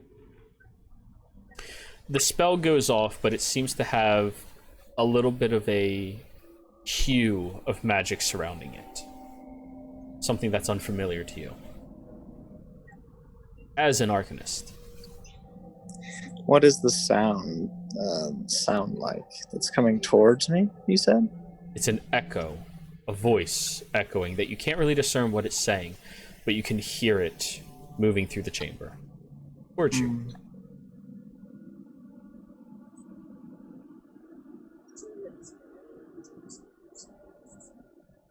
Well, I will wait for a little bit to see if it gets closer. And if not, then I'll approach. You wait for a short period of time, and it does not approach closer towards you. So, you start walking, listening to your feet slap against the slightly moistured ground that has a very thin layer of water, almost like little tiny potholes all around it. The ground itself is shaky at best. It seems as if it was hastily constructed for this tunnel and everything else, and you're not even sure how fortified it really is. Then again, this is just a dream. As you walk closer and closer, you hear the wailing coming from behind a locked door. The door is an archway, somewhat like a moat, with no handle upon it, made completely out of metal, and has 4 runic markings attached to the front of it. Right at the door, there is a tiny slit, only about 2 inches wide, or 2 inches tall and 4 inches wide. As you approach, you hear the wailing. Secrets. Secrets. Secrets.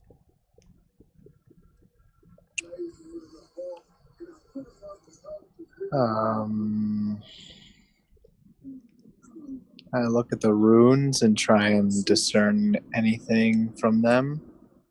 I'll roll an Arcana check for you.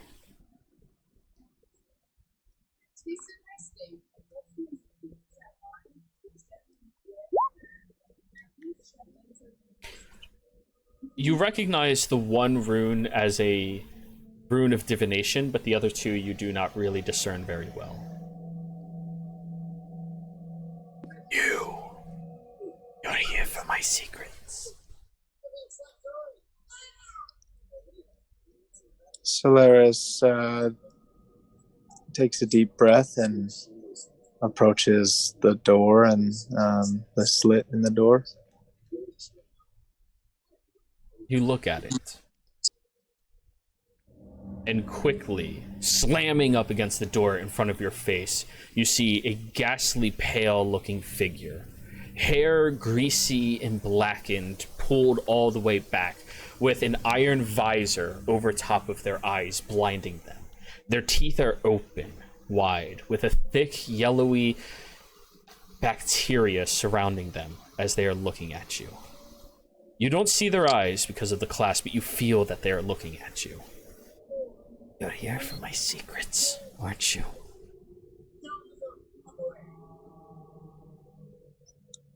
What are you? Forgotten. Hidden. Captive.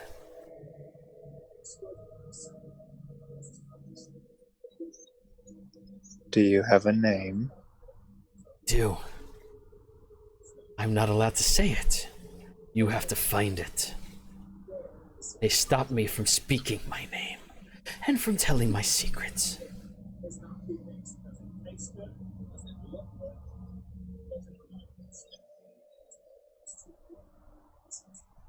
You'll find them, won't you? You want them? What kind of secrets are you offering? Oh, so many. Knowledge. Power. Magic. All of it are my secrets. Mine. They don't want you to have it. I want all of you to have it.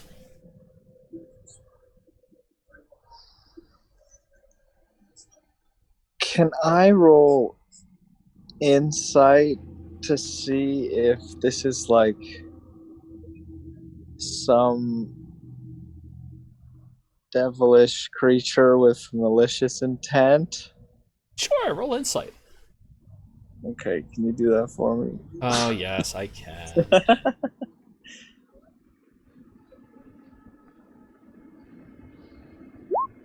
15.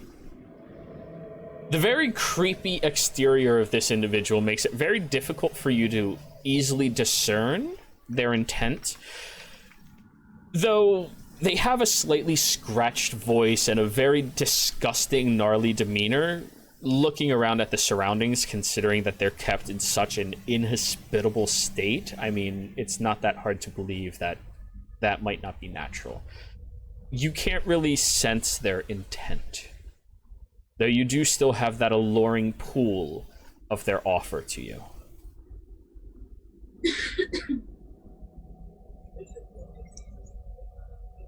If I attempt to close my eyes and gain any sort of like consciousness outside of this, is it possible, or am I just kind of like stuck in this reality for right now? So you close your eyes to do this, and you hear the slam against the door again. Don't! Not yet. Not yet. I've worked so hard to bring you here. You hear the desperation boiling in their voice. You sense that you are capable of leaving if you wish. Do you wish? Tell me, how is it that I gain your secrets if you are not allowed to tell me? You will follow them.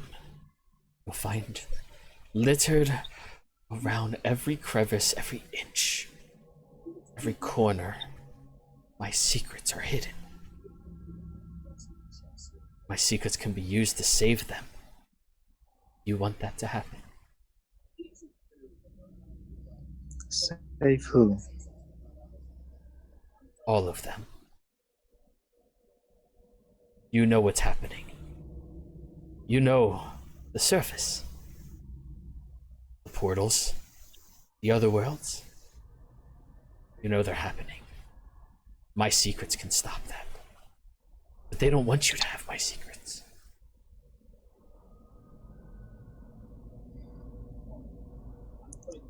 Can you tell me who they is? They are. They are. They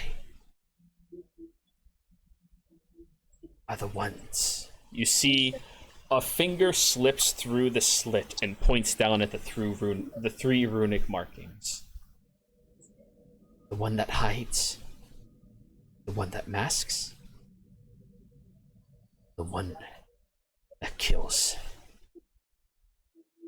They are the ones that stop me. Keep me here. Roll a religion check.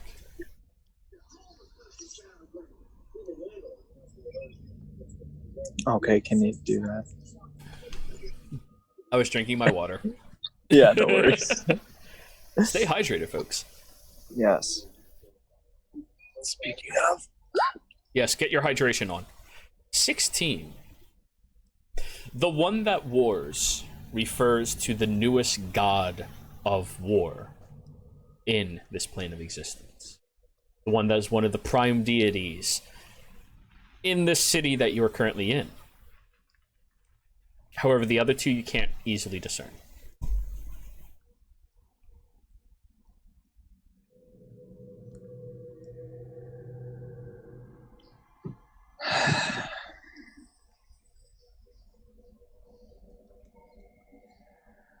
Is there any more information you can give me?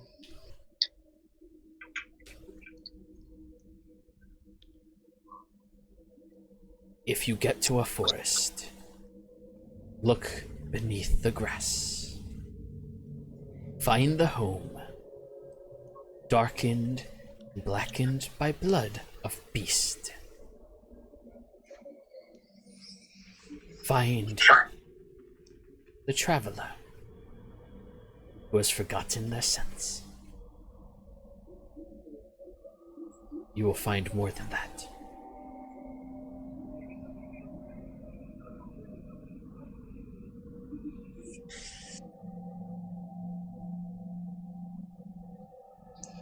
All right.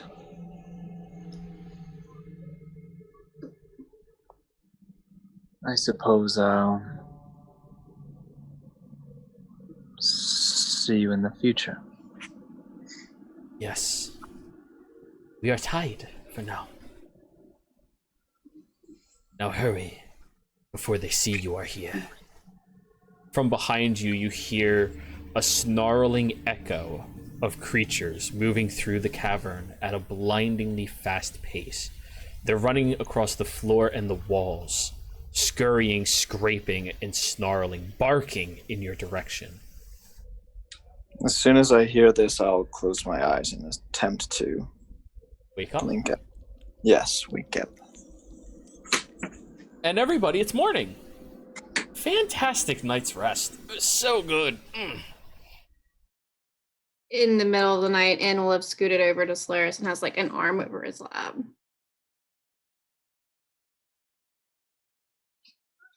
You can tell that there's a weird distressed look on his sleeping face. Solaris, wake up. Wake up.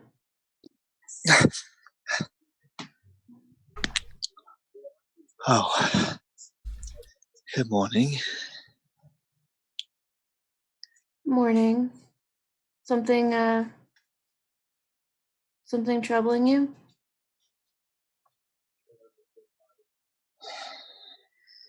I had a dream.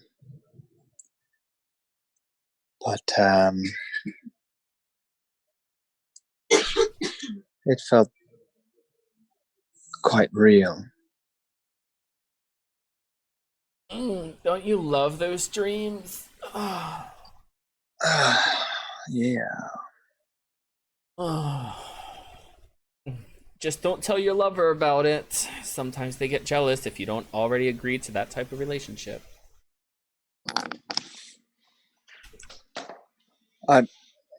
Wait. I'm confused. What? What? The dreams that feel all too real? Trust me. The cleanup after that, not a big deal. However, you don't want to talk to the wrong people about it because they get a little upset. Anyways, I have to go for my morning jog. Would anybody like to join me? Start stretching his hooves. Gable's face down on the bed, like picking up the whole thing, humping a pillow. His arms out to the side too. So I mean, all the sore spots are touching the bed. Sure. So, morning jog, anybody? That's all you. I'll pass. Rowan pops up. I'll go. Fantastic. Let's go. Does Gabe still have 2 points of exhaustion or 1? You need a full day's rest to remove one of them, so you still have your 2. However, if you only do leisurely activities today, you will remove one of them at the end of the day. Chiro, real quick, could you roll portent for me? Sure. Oh, I forgot you had those. A 1 and a 10. Ooh, have fun. Okay. So who's going jogging? Rowan and Ignatius as of now. Does anyone need to go shopping? Because I'm on my way out. Well, right, first we need our stuff. Kothar, can you stay here and stand guard while I grab the items from my room? Yeah, I think Sure. we need to get our stuff, and I don't know how separated we want to get. Yeah. I'm that's not going to leave the room, so Now, you can't be afraid of everything. Just everybody needs to stay in groups, okay?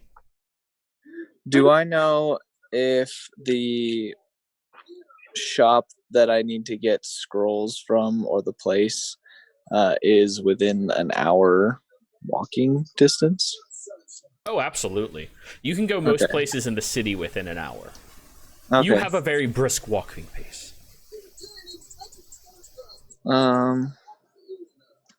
However, while everybody gathers their thoughts, how about we go ahead and take a break? Cool? Sweet. Okay. We'll be right back, everybody. Don't go anywhere. Hello, everybody. We are back. Sorry about that quick little hiatus we all had to take. We ended up talking about random shit. Anyways, here we are, everyone. Morning has rolled around. None of us decided during our break what it is we want to do, other than Solaris wished to go shopping. N is presumed to go shopping with them. Ignatius and Rowan are going for a morning jog. Kothar is going to watch the room. Or wait, N, you're not going shopping, are you? You're staying here. No, it's just me going by Kothar. I was going to go grab my stuff and use the stone in the process. Yep. Squeezing the stone does help quite a bit. Whenever your pain flares up, you just have to stop and focus on the stone for a bit. It does help out tremendously. But you're still very distracted. So, as you're all gathering up, Rowan, it's a very dewy atmosphere outside. The sun is barely cresting over the sides of the walls as you and Ignatius are two of the only people that are out at this hour. They did shape change into someone who's more human in nature as you were running with them. Just as fabulous, but they look human. As you were running with them, you do see that there are a handful of other individuals moving through the town that they stop, they wave, they say hello. Very friendly people. Some of them are bringing stocks in from outside the walls, and you notice there's already guards by the walls allowing people in and out. A couple of the alleyways have drunken individuals kind of doing their ceremonious walk of shames as they're leaving whatever party they were at the previous night. And as the two of you are running, Ignatius looks over and goes, "So, how do you like the city?" I think that the city is very busy, and Ron's just like breathing very heavily. Really? It's actually pretty slow this time of year.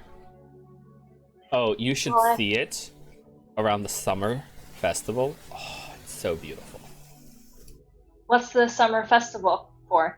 Oh, they claim it is the day of freedom and free will as is practiced by the Sunai Church, I believe it is.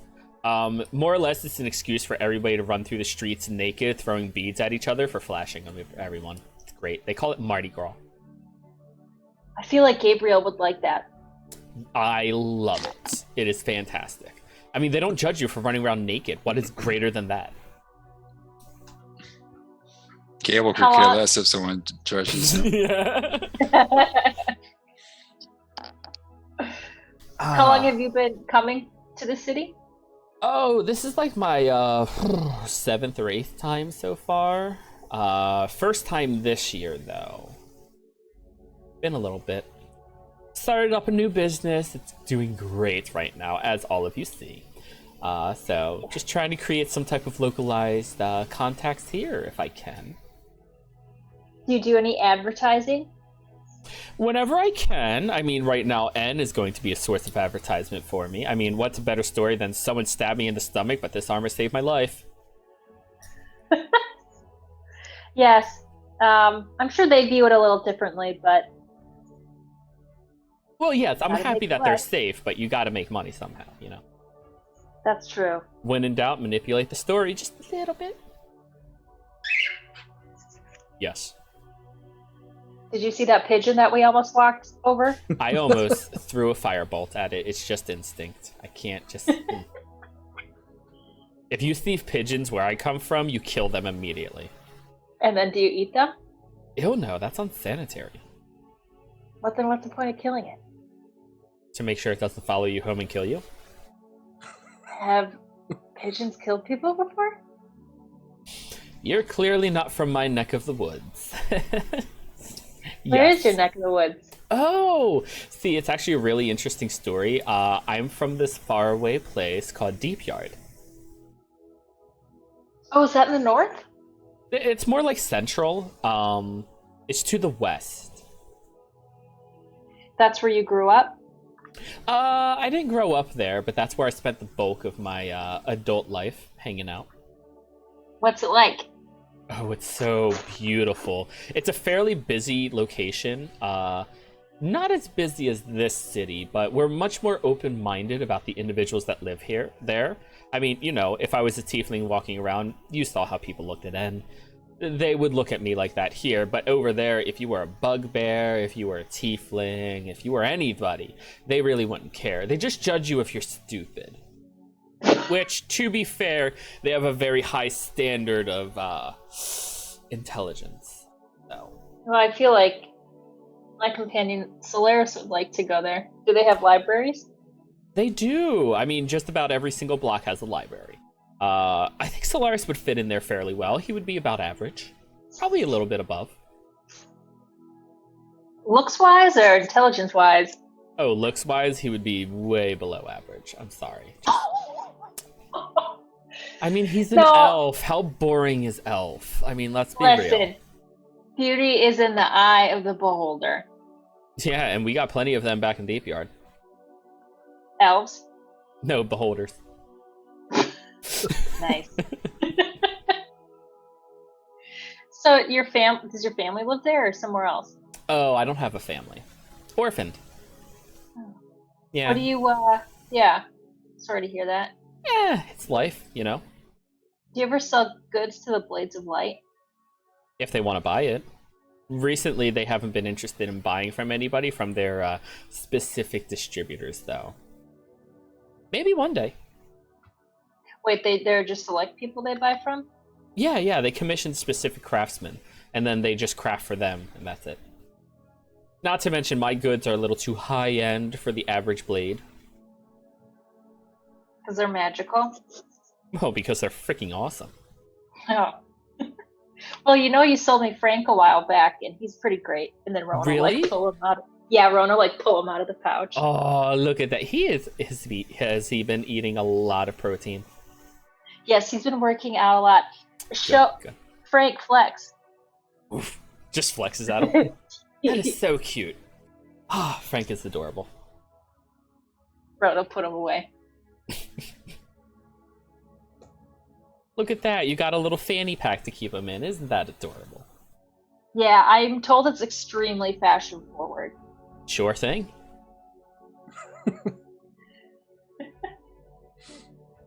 I'm not going to burst any bubbles. Very lovely morning. So, here's the thing. I wanted to talk to you, actually. I kind of want to talk to everybody. But, Yes. are we sure that person was targeting N? I don't know. I don't know Chase that well. Mm-mm. But he didn't. I guess he didn't seem to be dishonest, but I don't know that he was being honest. Do you know something that I don't know? Well, I was kind of watching you all being followed since the woods. Yeah. And, when your group split up and went different directions, the individual that was following y'all wasn't in the tavern anymore. I mean, maybe I lost them, but I highly doubt it. They seem to have left the tavern for a period of time. And they were only back after, well, what happened. As far as I could tell, of course. I wasn't watching the entire time or anything, but I was keeping my eye out. Well, so if you don't think it's N, do you have any idea who it is? I mean, the only three people who left the tavern are Chase, Kothar, and Gabriel. So that would be my best bets. But it could be N. I mean, if Chase heard something that we didn't, it might be N. If it was Chase, then they would have knocked him off when they had him alone. So it's not Chase. So it's either Kothar or Gabriel. Maybe. I don't know. Then again, it could be you. Maybe I'm an idiot. I don't know. Have you slept with anybody that you weren't supposed to? Oh, no, not me.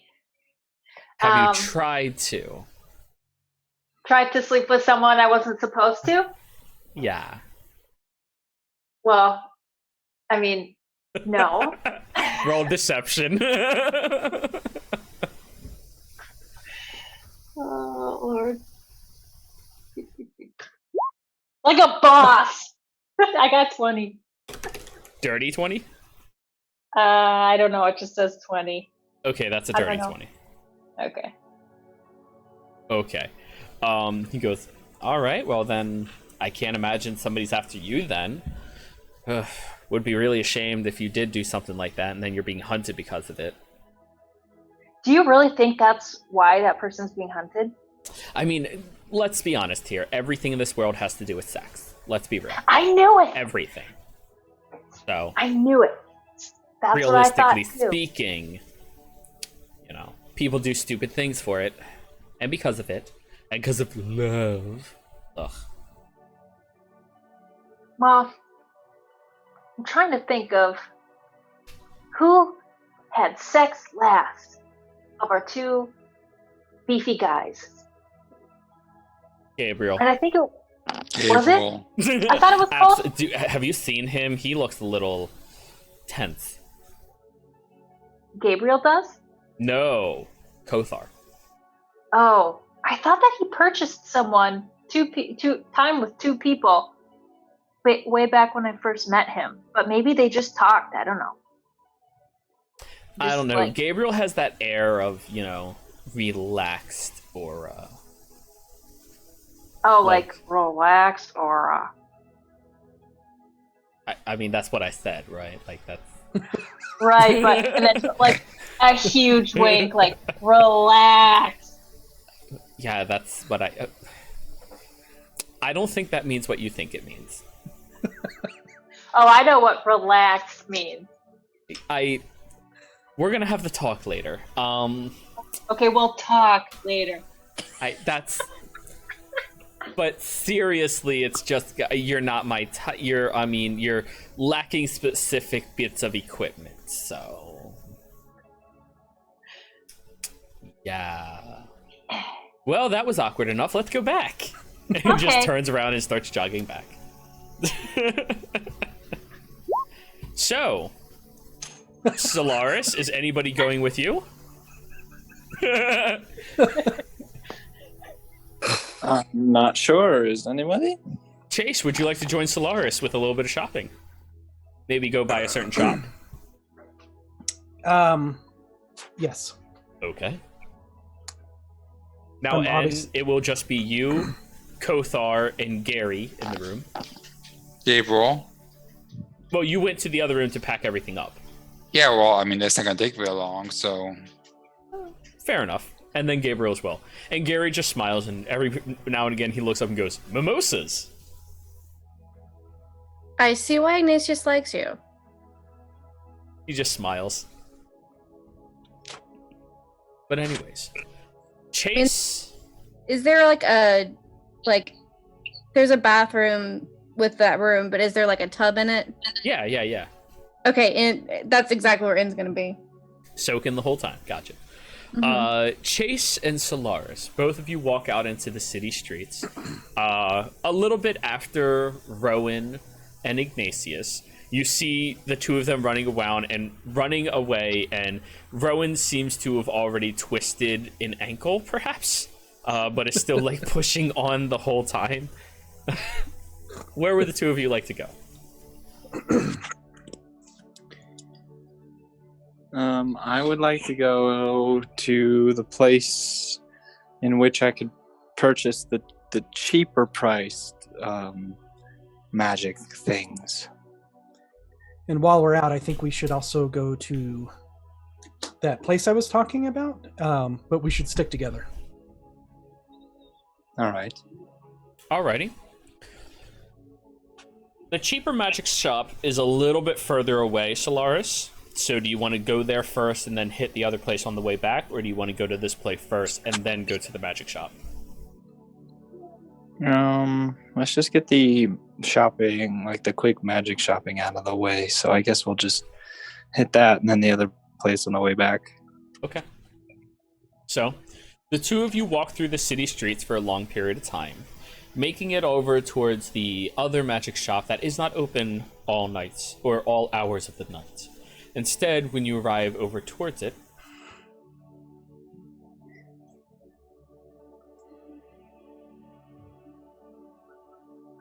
fantastic. As you approach closer towards the shop, you do see the long hanging beads in front of the door that are new in the location, as the door is always removed each day at dawn. This place is called the Cinder Bar. It is a nice little magical connoisseurs establishment where mages trade secrets with each other, as well as trade valuable goods of different varying qualities with one another. It's not so much of a general magic store as it is a gentleman's club for mages. Okay. Although I don't like the term gentleman's club because you'll find everybody there, but it's a mage's club. Okay. But you can find and purchase whatever you want, realistically, here. You being somebody who has a long-standing reputation in this town, you would be able to enter in no problem. Okay. So, as you walk enter, Chase following behind, Mm-hmm. the two of you look around at this establishment where elves are already seated in many of the different chairs around the room. They found little tables to be discussing with each other different magical potencies and abilities that they may possess, as well as sharing different adventures and forms of logic that they have been altering with. As the two of you walk in, you do see a very tall-standing, beautiful human man there. He has slightly wavy, pulled-back blonde hair, and smiles at the two of you as you approach, his ascot hanging loosely at his neck, shaping out to a very old Gothic Victorian-style looking suit as he smiles. Good evening to the two of you. I do not seem to recognize either of you, but would you like to demonstrate your prowess for admittance into our fine club? Good evening, friend. What does this entail? Just show to us that you are the connoisseur of arcane influences. And you're always welcome here. All right. Cast a spell. Okay, I'll make like a cool kind of like wispy design around me with prestidigitation. Very well. Welcome in. Looks at you, Chase. Sure. Chase holds out his hand and does a little minor illusion of the gentleman that we're speaking to, reading a book, looking up from the book, nodding his head, and then going back to the book. Adorable. Solaris, you've never seen him cast magic before. Interesting. So, the two of you walk amongst the other connoisseurs of arcane arts in this establishment. Is there something that you would need assistance with, perhaps? Yes, I came here for a particular reason. I'm looking for some specific spell scrolls to add to my collection and transfer into my spellbook. Now, if you're looking for specific scrolls, typically we do not sell those here. However, there's all manner of different arcanists whose books we do not mind sharing, at least to certain degrees, with one another.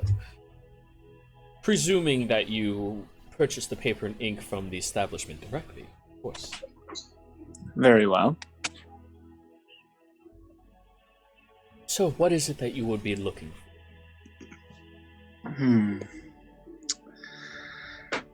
Well,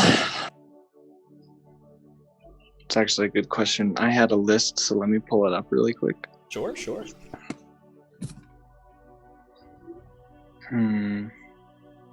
Okay, so how much for So I guess this is different than just purchasing scrolls. So like, how much would it be?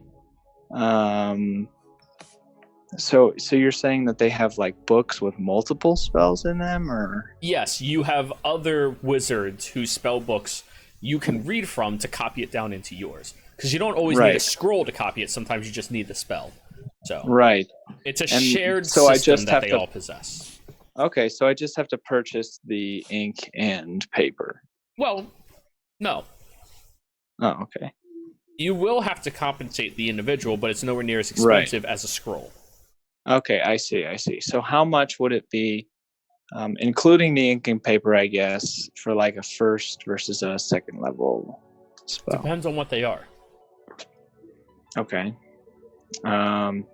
So specific ones I want to get are fly, alter self, and web.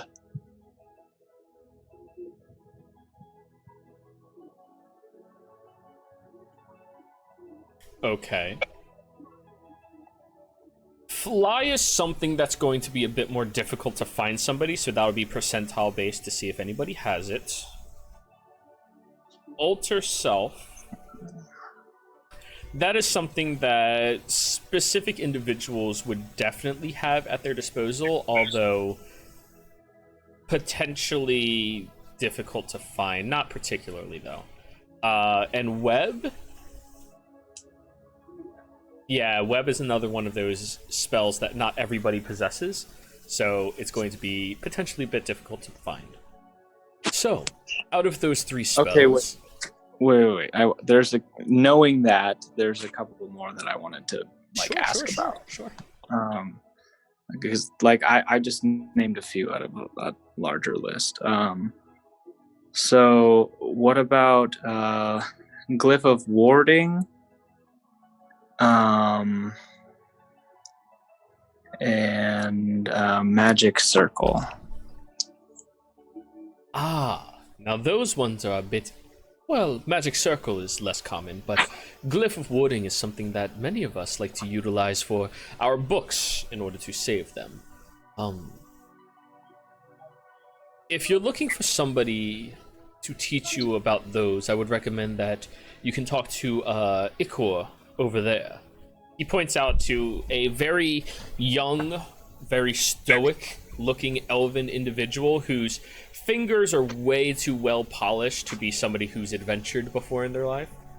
However, if you're looking for somebody for some of the more, well, let's be honest, dungeon diving-like spells, Unier over there. He points out to a bit of a middle-aged elven individual who... very slight crow's feet growing from their eyes as they're sitting there drinking a cup of tea, having a beautiful conversation with somebody who you can't really see from the other side. However, aside from that, you can just spend the day intermingling with people and see if anybody else stops by who may have what you desire. By the way, is there anything I should write you down for possessing in case somebody else wishes to inquire with you? Yes, absolutely. I mean, I guess I could write down all the spells I have. I can share. You're willing to share all of your spells? There's none of them that you don't really want to leak out? Okay, I'll leave out detect thoughts. Fair. I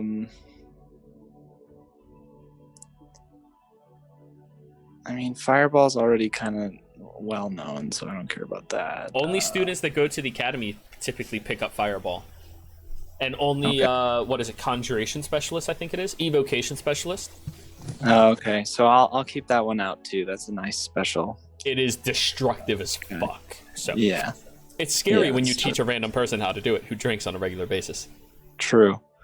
True. So I'll leave any destructive ones, and then detect thoughts I'll leave out. Yeah. So Okay, cool. that's about it. I would be willing to share other ones. Fair enough. So, I need you to roll me a persuasion check. Okay. Right back at you. If you would like Chase to assist you in the endeavor, ask him. would you mind assisting me, Chase, in finding someone that knows these spells? Sure, I can talk around. I can ask around and chat and see Alrighty. what I can find. So you have advantage on your persuasion. Go ahead. Sweet. All right. And yes, this is not a typical experience. Yeah. This is not a typical experience for people who are trying to purchase magical goods, but this is one of the aspects of this city, is you have places like this. So we're going with persuasion. 18. That's a good persuasion. Just pop that out for you. So as you are moving through, the two individuals that were pointed out to you, Ikor and Unir, they do turn out to have a couple of the spells you are looking for. Fly and Alter Self, those are both accessible through them, although they are asking you for a little bit of compensation, seeing as nothing in your spellbook you're willing to trade away is something that they want. As such, for Fly, you need 150 GP plus the fee of 20 GP, so 170 GP for Fly. And for Alter Self, that is a second level spell, which is 100 GP. Neither of them are divination, so yeah, it's not cheaper for you. 100 GP and an additional 10 GP, so it's 110 GP for the two of them. Or 110 for that one, and 170 for the other. So 280 is what you're looking for the two spells, which is fairly cheap, all things considered. Okay, so those are the only two, Glyph of Warding, and the others. I'm not done yet. Oh, okay, sorry. I was just getting to the easier ones that you were already pointed out where to go.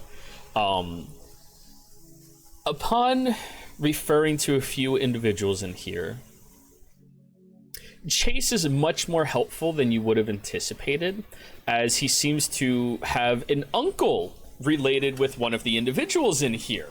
Amazingly. And the uncle apparently has 6 fingers on his left hand. It's weird. I mean, but hey, you know, whatever. But the individual seems more than happy to assist you, assuming, Chase, that you're happy to assist them with something in the future, perhaps. Yes, of course. Okay, you get Magic Mouth for free. He buys the paper and ink for you, just for being of relations with your friend.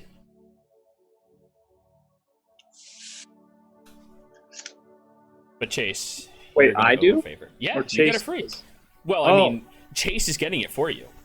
Oh shit! Yeah. Okay, Magic Mouth, nice. Magic Mouth was free. However, you don't have luck with anything else.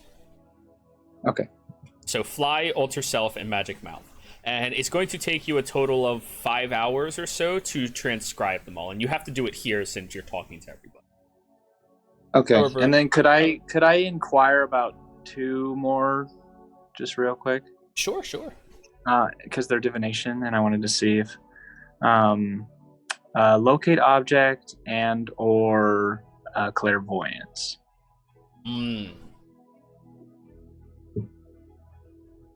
Roll me one more persuasion, straight roll. I'm gonna do it. Awesome.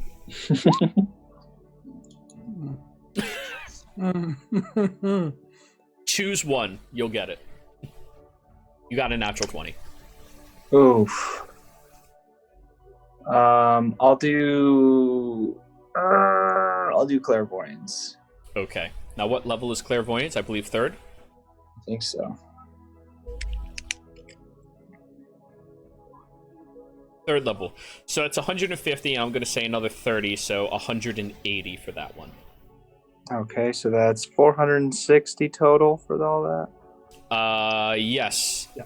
And you have 367 gold. Do I still have some platinum? That's with your 6 platinum included. Oh, okay. Yeah. Then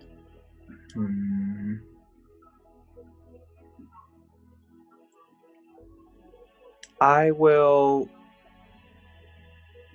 So you said Fly was 170 and Clairvoyance was 180? Correct. Because Clairvoyance is something much more difficult to find. There's not that so many divination specialists. Right. And you said I had how much money? 367 total. Okay, so if I get clairvoyance and fly, it'll be a 350. So I'll do that. Spend all the muns. Okay. And so I'll just hold off on alter self for now. Okay. However, if you come back through the city, it will be easier for you to find. Okay. So, magic mouth, you said. Yep. The compendium is not working properly right now. Oh, magic mouth is a second level spell. That's why. Okay. Fly. And what was the last one? Clairvoyance. Clairvoyance. Thank you. Sorry, Roll20 is still really slow for me right now. No worries. Alrighty. I wrote it down. Cool. I added them to the sheet for you as well. Oh, nice. Okay. Yes, everybody. Reminder, stay hydrated. And then I believe that is it, because I don't have anything that I want to trade. Well, you don't have anybody who wants to trade with you, outside of the time that you've already allocated, which has been 5 hours. However, in the 5 hours, you have bathed, you've gotten a massage, Rowan and Ignatius have come back, to Gabriel, who's already having a sweet-talking conversation with Gary. Gary seems very pleasant, very happy. And you're trying to ask him how to become a dancer/prostitute inside of this establishment, right? Yeah, just get the general gist of what you need to do that, how much you get. Well, prostitution is not something that this establishment deals in at all. We are just here to be professional dancers, entertainer, and consorts. However, it is our discretion if we wish to sleep with somebody at the end of our business dealing as well. How much do you make? It depends on the individual. Every time Ignatius comes through, I end up making about 10 platinum for an evening. Nice. Yes, of course, but that's only if you have favor and, well, reputation with notable individuals. First, you have to go by the local clergy to get yourself cleared of any possible lingering diseases that could be harmful. After that, you have to go over towards the law office and file for the proper paperwork. Get your own signet associated for you as well, as they will discern that you need as a quality. And then after that, you have to bring it around to different shops of reputable note and try gaining favor with the shopkeepers and the owners of the establishment. However, if you're good friends with Ignatius, I'm sure the Cat's Cradle would definitely welcome somebody like you, presuming you had all the proper paperwork. Good to know. Thank you. Of course. Of course, you'd have to have him ask on your behalf. And Ignatius comes back in with Rowan, Rowan, you were kind of like helped up the stairs as like you put a little too much pressure on your leg and you have a really twisted ankle now. It really hurts. You're not used to morning jogs. Noted. You know, if you wanted to go slower, we could have gone slower. No, I was fine. I could keep up. You could sit down. Just sit down. Brings you over and goes, so you're thinking about becoming a dancer here? I just keeping my options open. It doesn't, with the trouble we seem to have acquired, it doesn't look like it'd be something I'd be free to do. Well, you just let me know if you need a little bit of powerful wording behind you. The owner of this establishment loves me. I'll keep that in mind. Mm-hmm. Thank you. He was in here last night. Great time. So, the rest of you, are you doing anything? Can Rowan go up to her room and A, look at her room, and B, open up her package from the gift shop? Is Kothar? Yes. Is Kothar in the room with us? Yes, he is. Gable will escort her so that none of us are by ourselves. Fair enough. So, you've already seen your room, haven't you? I don't think I've been into my personal room. I thought you were the first one to go in your room. No, I Chase have- did. Chase Chase had the was, wild yeah. room. Yeah. The aquatic room, sorry. The aquatic room, yeah. All right, did you already roll for which room you have? I think I had a room number 3. Let me get that out real quick. Eh. I have a I thing. wonder what room number 1 is.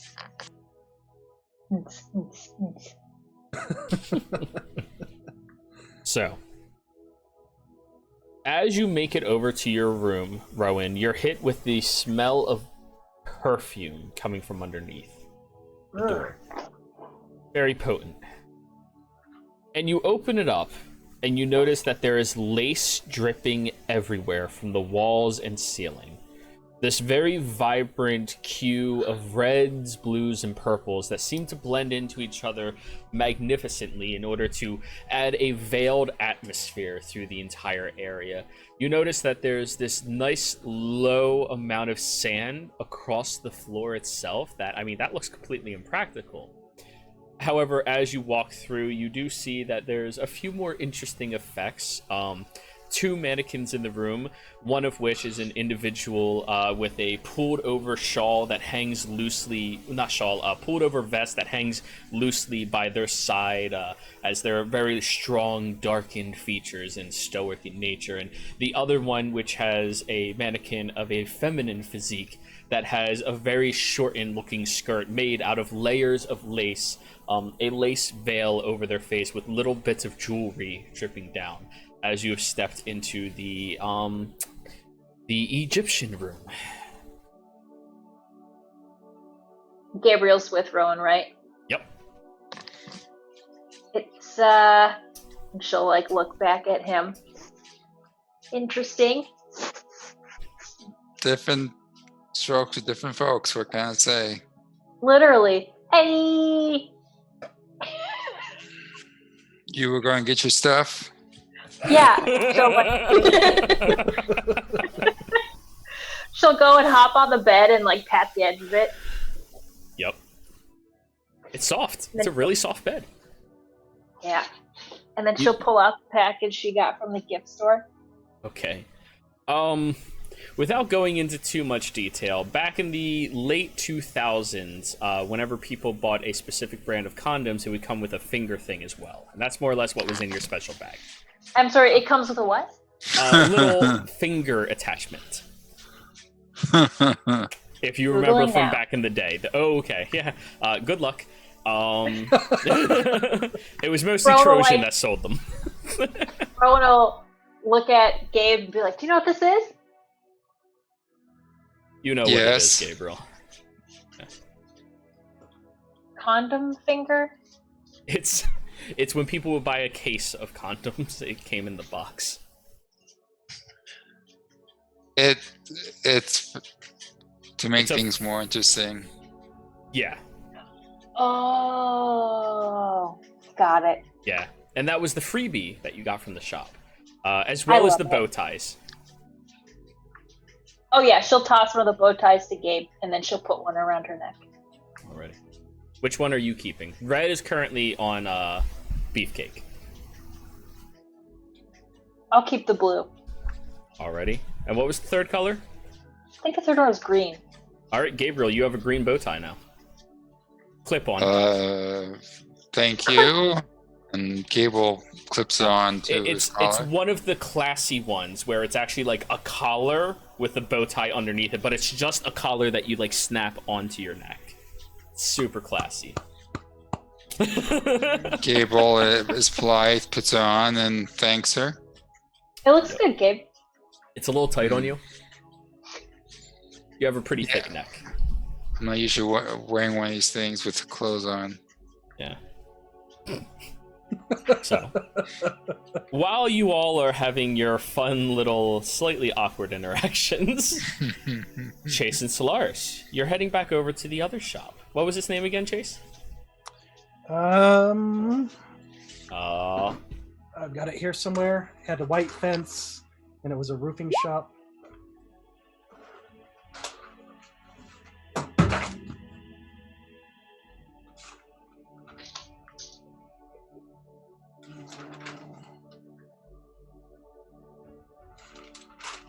I don't know what I did with it. I'll take another bite of my Pop-Tart.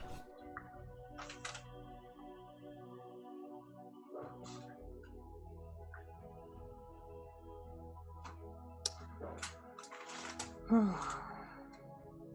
me one moment. The single shingle. Yes.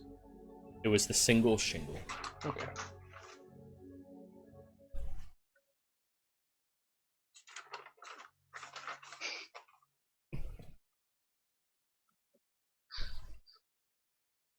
So, as the two of you walk over towards the single shingle, and you notice it's kind of tucked away between a couple of other buildings. It's a location that doesn't seem like it's hidden, but it's something that's a little out of the room for any, or out of the way for anybody just to stumble upon. As the two of you are walking up, it's one of the only establishments that does not appear to have anybody around it, as it does have a white picket fence surrounding the outside of it, keeping it safer, of course. As the two of you walk through and past the white picket fence, you approach closer towards the door, where the door opens before you even touch it. Okay, I look around as I step in. You step through, and you immediately notice a familiar Goliath standing there, holding the door open, standing behind it. Apparently that is just his evening job, and this is his day job. As he stands there and nods at you, Solaris. Hey, you recognize that guy? You saw him nearly naked last night. Numerous times. Evening. Hello, my friend. Do you mind if we step in a little bit more and close the door? I've got some business I would like. Yes. Absolutely. He allows the two of you to walk in and closes the door behind you and just stands in front of the door. After that happens, you hear a little fumbling back behind a counter that's not that far away, and you do see that there are many different shingles and tiles around this room, as if, people can purchase whatever type of shingles and stylings they want for their roofs. Solaris, you being a member of Selder and Fionn for such a long period of time, you understand sometimes people like to sprucing up the aesthetics of their homes to really show off to other people how much money they have. Shingles is one way of doing that. As the two of you are standing there, behind the counter, you hear a scraping of a large chair up towards the front of the counter, where you can see the back support of it above everything, and then you hear squatted shit as an individual climbs up to the top of the chair and sits down. You both see a fairly pale-faced, spotty beard-looking halfling standing there. Very old, very, very old for a halfling, as they are staring out at the two of you and adjusting their large glasses. Good evening. What type of tiling are we looking for today? I say to him in halfling, "Greetings, my friend. I came in to look at your shop, and I have some business I would like to discuss with you." And then in Thieves' Cant, I say, "It might involve my uncle or your uncle." Business, huh? Interesting. Well, unfortunately, I don't believe that you and I are related to one another. Little difference. Oh, yes, of course, there is a difference. I just was thinking that maybe you might have known my uncle, or I might have known yours, but I don't think my uncle knows yours. Unfortunately. He's passed by now, I believe. Meaning he's out right now. Got you. Do you mind if I look around? Do you think, is there time for me to look around, or? Oh, if should you I want to come take back? if you want to take a few minutes and look around, it shouldn't be an issue at all. I mean, he's probably going to be out for lunch for the time being, but who knows? Maybe there might be motivation for him to return. Good business and all. Mm-hmm. I'm feeling hungry. Is anyone else hungry? Maybe I'll buy if someone wants to fly, and we can feed him as well. I can probably go for something that was caught late last night. Probably like a good boar or something.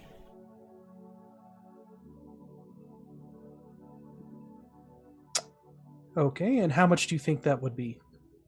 Oh, a good quality boar. Depends. Do we want it roasted or butchered or perhaps just strung up a little bit and put on a spitfire? Probably just. You know what? I'll get you a roasted for later tonight.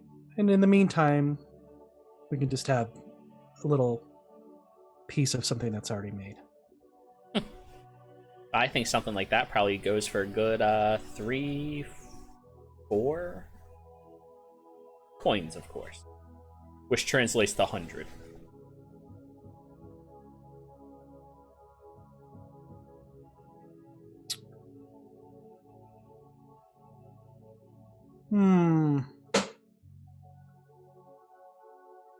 What if we do 2 coins now and I can get you some more later? Well, that's between you and the butcher, buddy, not me.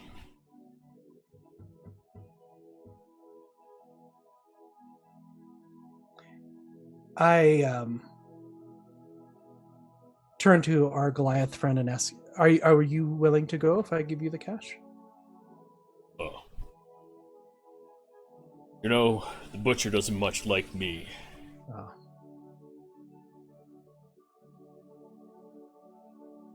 So I suppose you'd rather me go and bring it back. If you're interested. Right. Since I am newish to town, can you point me in the direction and I'll be back as soon as I can? Probably by, more centralized in the city. Nice little nice little water fountain not terribly far from it. It's called the, Graded Cut. Not bad. The graded, excuse me? Graded Cut. Oh, okay. Cut. Okay. Solaris, do you know where this is at? You've heard of the Graded Cut. It's not the nicest establishment, but they do have freshly killed meat there very frequently. Yes, I could show you the way. Right then, we shall be back, and if you can let the other party know that we'll be bringing some food very shortly. Very well. I hope they will be excited to see you. Thank you. So. All right. Solaris and I head out, and Wait. Solaris, were you sorry. interested in buying any shingles?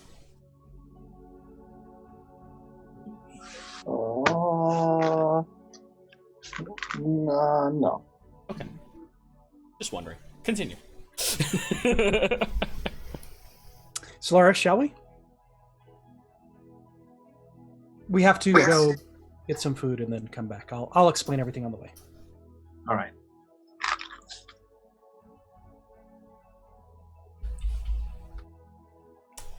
Okay. And Rowan, no. That's we'll talk about it not on stream in case somebody watches this, like my nieces. So, anyways, the two of you, are you going out to the Graded Cut? Yeah, we're gonna head there, and then on our way, I briefly explain our exchange. How, in order to talk to someone, we need to grease the wheels a little bit, and we may need to get more money later.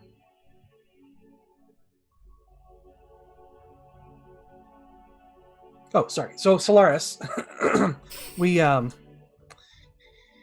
so in order to talk to him and get some help about our situation that we're in,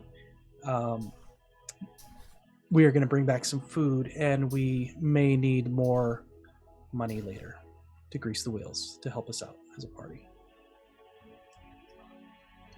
All right. Well, I can't be much help there. I spent most of my money. I'll do what I can. Mm-hmm. And I'm sure you can help let other people understand the situation and how we need to help each other out as a team. Like I helped you find the spell today. Agreed. So, the two of you show up outside of a shop that is, well, fairly busy at this point in time. There's a couple of individuals that are moving through the shop, yelling over the counter very boisterously, ordering and barking out different orders for the deli. If any of you have ever been to New York, insert any deli in the entire city here. That is what you are experiencing right now.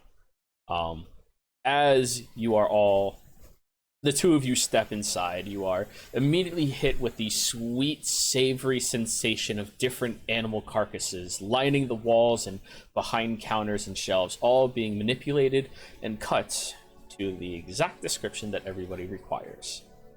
And there's a good number of individuals in here moving around. You notice that there is a half-orc who's doing the butchering live for individual. He has an incredibly precise hand and cut as people are pointing out the different aspects of different animals that they want as he does it for them there before wrapping it and serving it out towards them.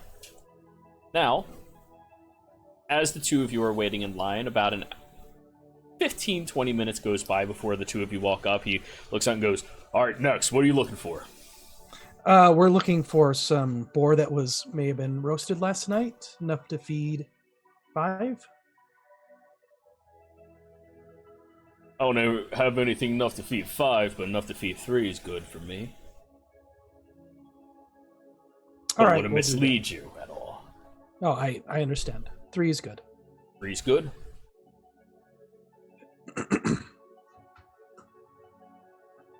So,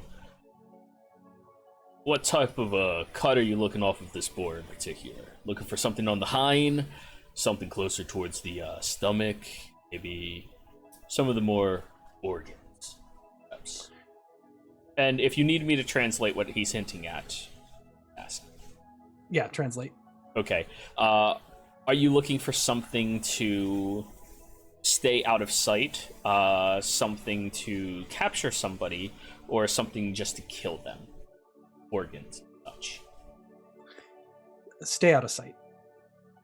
Alrighty, so you need the hind. Yes. Good, you're getting bacon. So he cuts off different raw sections of the meat, putting it into slices and wrapping it up beautifully for you as it is handed over to you. And he holds out his hand, expecting the gold in person. You understand this exchange. The money never crosses the hand of the fence. It crosses somebody else's hand.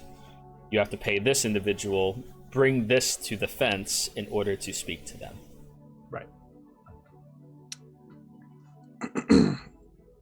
And that is 300 is what he's expecting. Okay. I give him 300.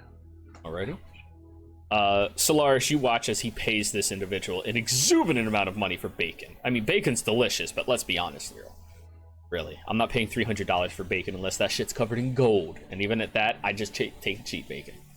Yeah. So, okay. you're handed over the wrapped piece of paper, and the two of you are allowed to leave. He goes, be sure whoever you're going to enjoy that with is present when you show up. Usually when you start cooking it, you have a short period of time before all of the cooking's happened. Gotcha. Thank you. Take care. He immediately turns around and shink, digs his axe into the side of it, and keeps working. So, during this time, Gabriel, did you want to go hopefully purchase yourself a pass to be a dancer?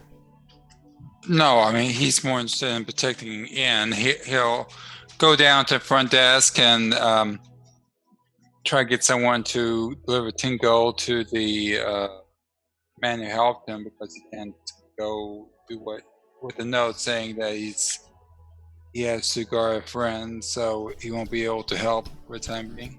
You can pay a carrier probably like 1 silver piece, and they will deliver any message or package you want.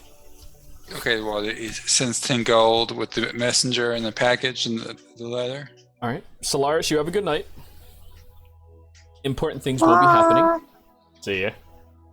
So, you pay that over, and I'll say probably around this time, Chase and Solaris are coming back.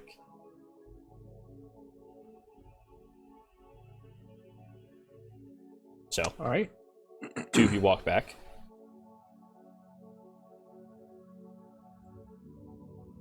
And we go in. Yep, easy enough for you.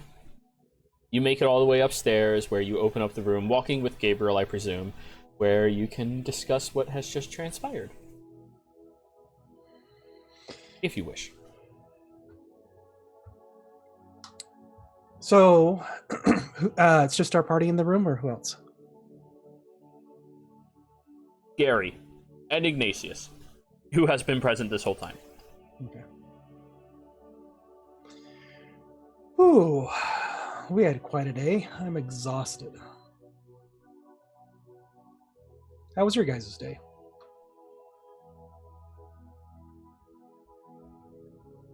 Relaxing, especially considering that, I mean, pretty sure that I'm the one getting everyone in trouble. I got a bow tie, and Gabe kind of tugged on the bow tie he's wearing. It is a very nice, classy bow tie. You've seen about 6 different individuals wearing them last night.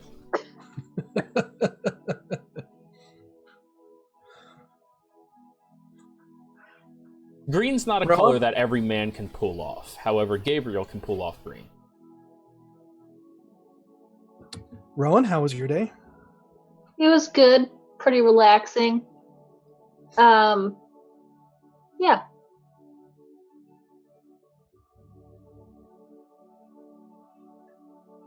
Oh, guys, what? Sorry, I had to sneeze. What'd you say, Yen? How was shopping? It was good. Yeah, I've got a great story about the day. Is it okay to speak around Gary? Oh, yes. Gary's a dimwit. He doesn't remember anything. So, Isn't that right, Gary? Just nods and smiles. I'll let Solaris tell you later, but he was able to find some spells. As far as the issue of finding people to help us out with, like we discussed last night, I was able to make contact with someone, and hopefully they can help us keep the situation on the lay low. Well, that's good. That's something. It did cost us about 300 gold, Oh shit. and it may cost more later, just as a heads up. But I think everyone here would agree that our lives are worth more than that.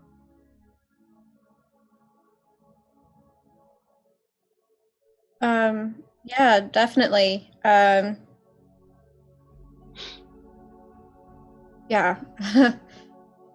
I appreciate it.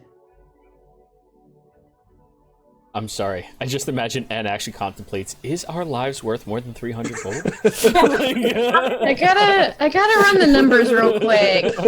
I've got to assess who's wearing what armor. There's a part of your ancestry that can evaluate this. Just If we subtract the clothes, I mean, if you sell the organs on the black market. yeah.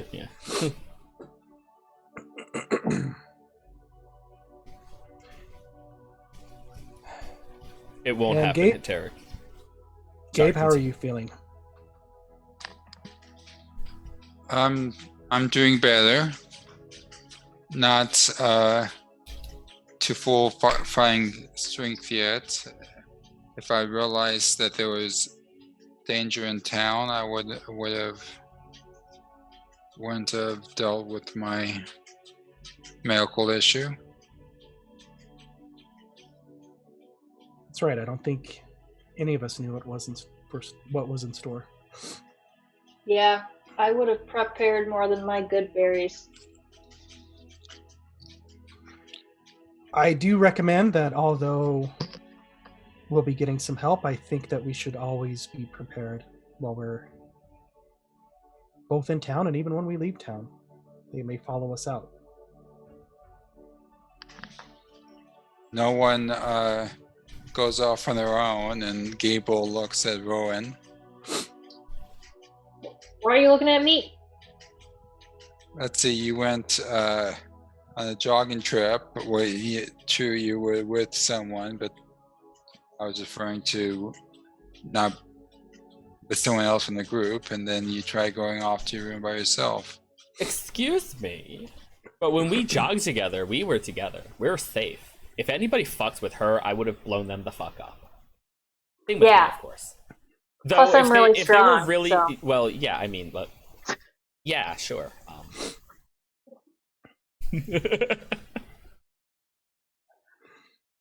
But yeah, that sounds really good. You all should probably stay together as groups if you can help it. Well, should we bunk up for the night? Oh, I think your friend over there found you some shady people to take care of you, right? Mm-hmm. But they're gonna hang out with us in our rooms, or they're just gonna stand watch? I mean, I think that's a matter of preference considering how much you paid them.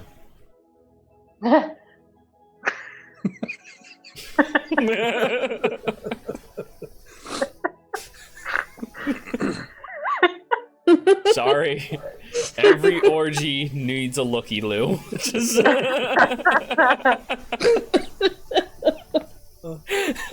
I'm so sorry. God, why did I do it? I made this scenario.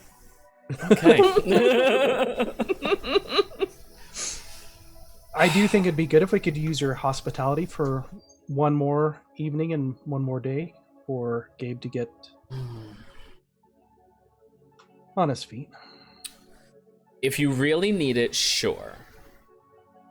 But y'all are gonna owe me big time. And y'all already owe me. You want to fuck? I do, but I need so much more than just one person. And with all of y'all in here, I can't have my orgy. We'll talk later. Yeah. Get yourself better first, okay? Don't want to break you. But sucks having exhaustion. But anyways, as you all gather yourselves off to go over towards the tile shop, the single shingle, you all walk inside and you are greeted by the same Goliath individual who opens the door as you all approach, allowing you to come inside, just nodding and smiling. He kind of straightens his posture and just nods respectfully at Rowan. Everybody else gets a smile and a wave. As you all move in here, you see that the halfling is sitting there once again, smiling. Goes, well, took you a little bit to get back. Did you perhaps get the board we were looking for? I did. Did they arrive back yet? Yes. May I see the cut? I'm really always interested in what type they bring to us. So Chase, still keeping his distance, will kind of open it up, shows him the cut, and rewraps it. Fantastic. Go ahead. The door behind you all locks. The curtains are all drawn shut. And after that happens, the Goliath stands there in his very large, looming position, arms crossed.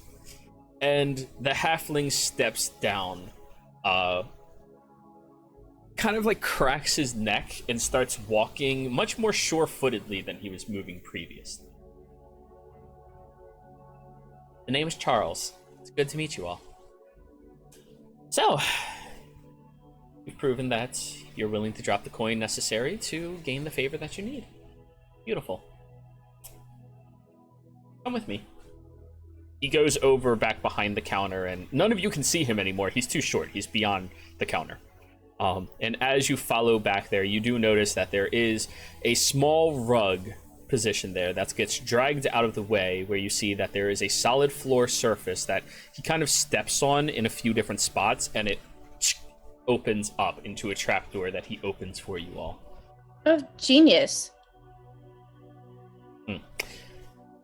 Go on, head down.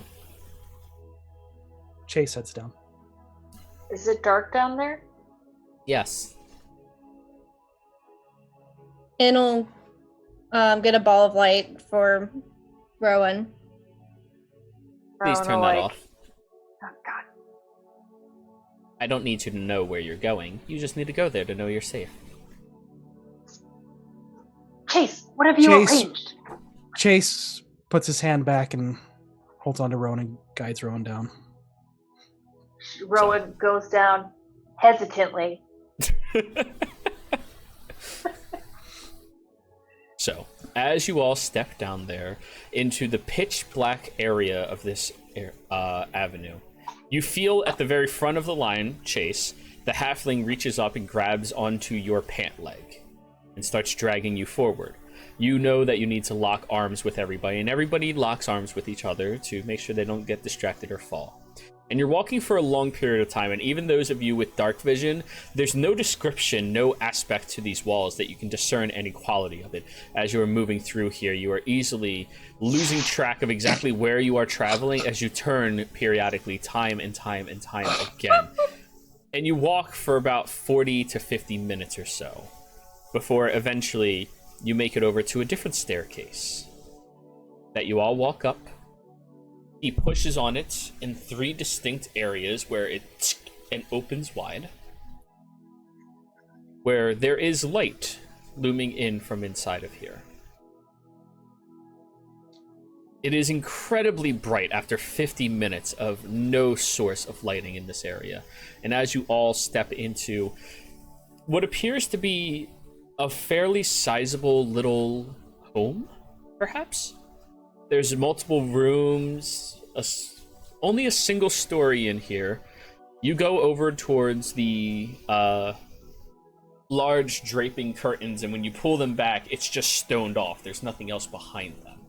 There's comfortable seating, a kitchen that is stocked with food, and a nice little table positioned there as well. As all of you step into this tiny little home, he closes the trapdoor behind him, which is clearly outlined on the floor with white chalk. Now,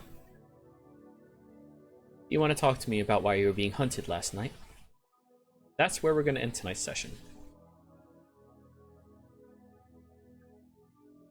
So, players, thank you all very much for playing. I hope you all enjoyed yourselves. Viewers, thank you very much for watching. I also hope you enjoyed yourselves, and we will be back again next week. However, this channel is up and running every single day until Monday, which is my next day off, so it'll be fun. So, thank you all very much. I hope you had a great time. Bye.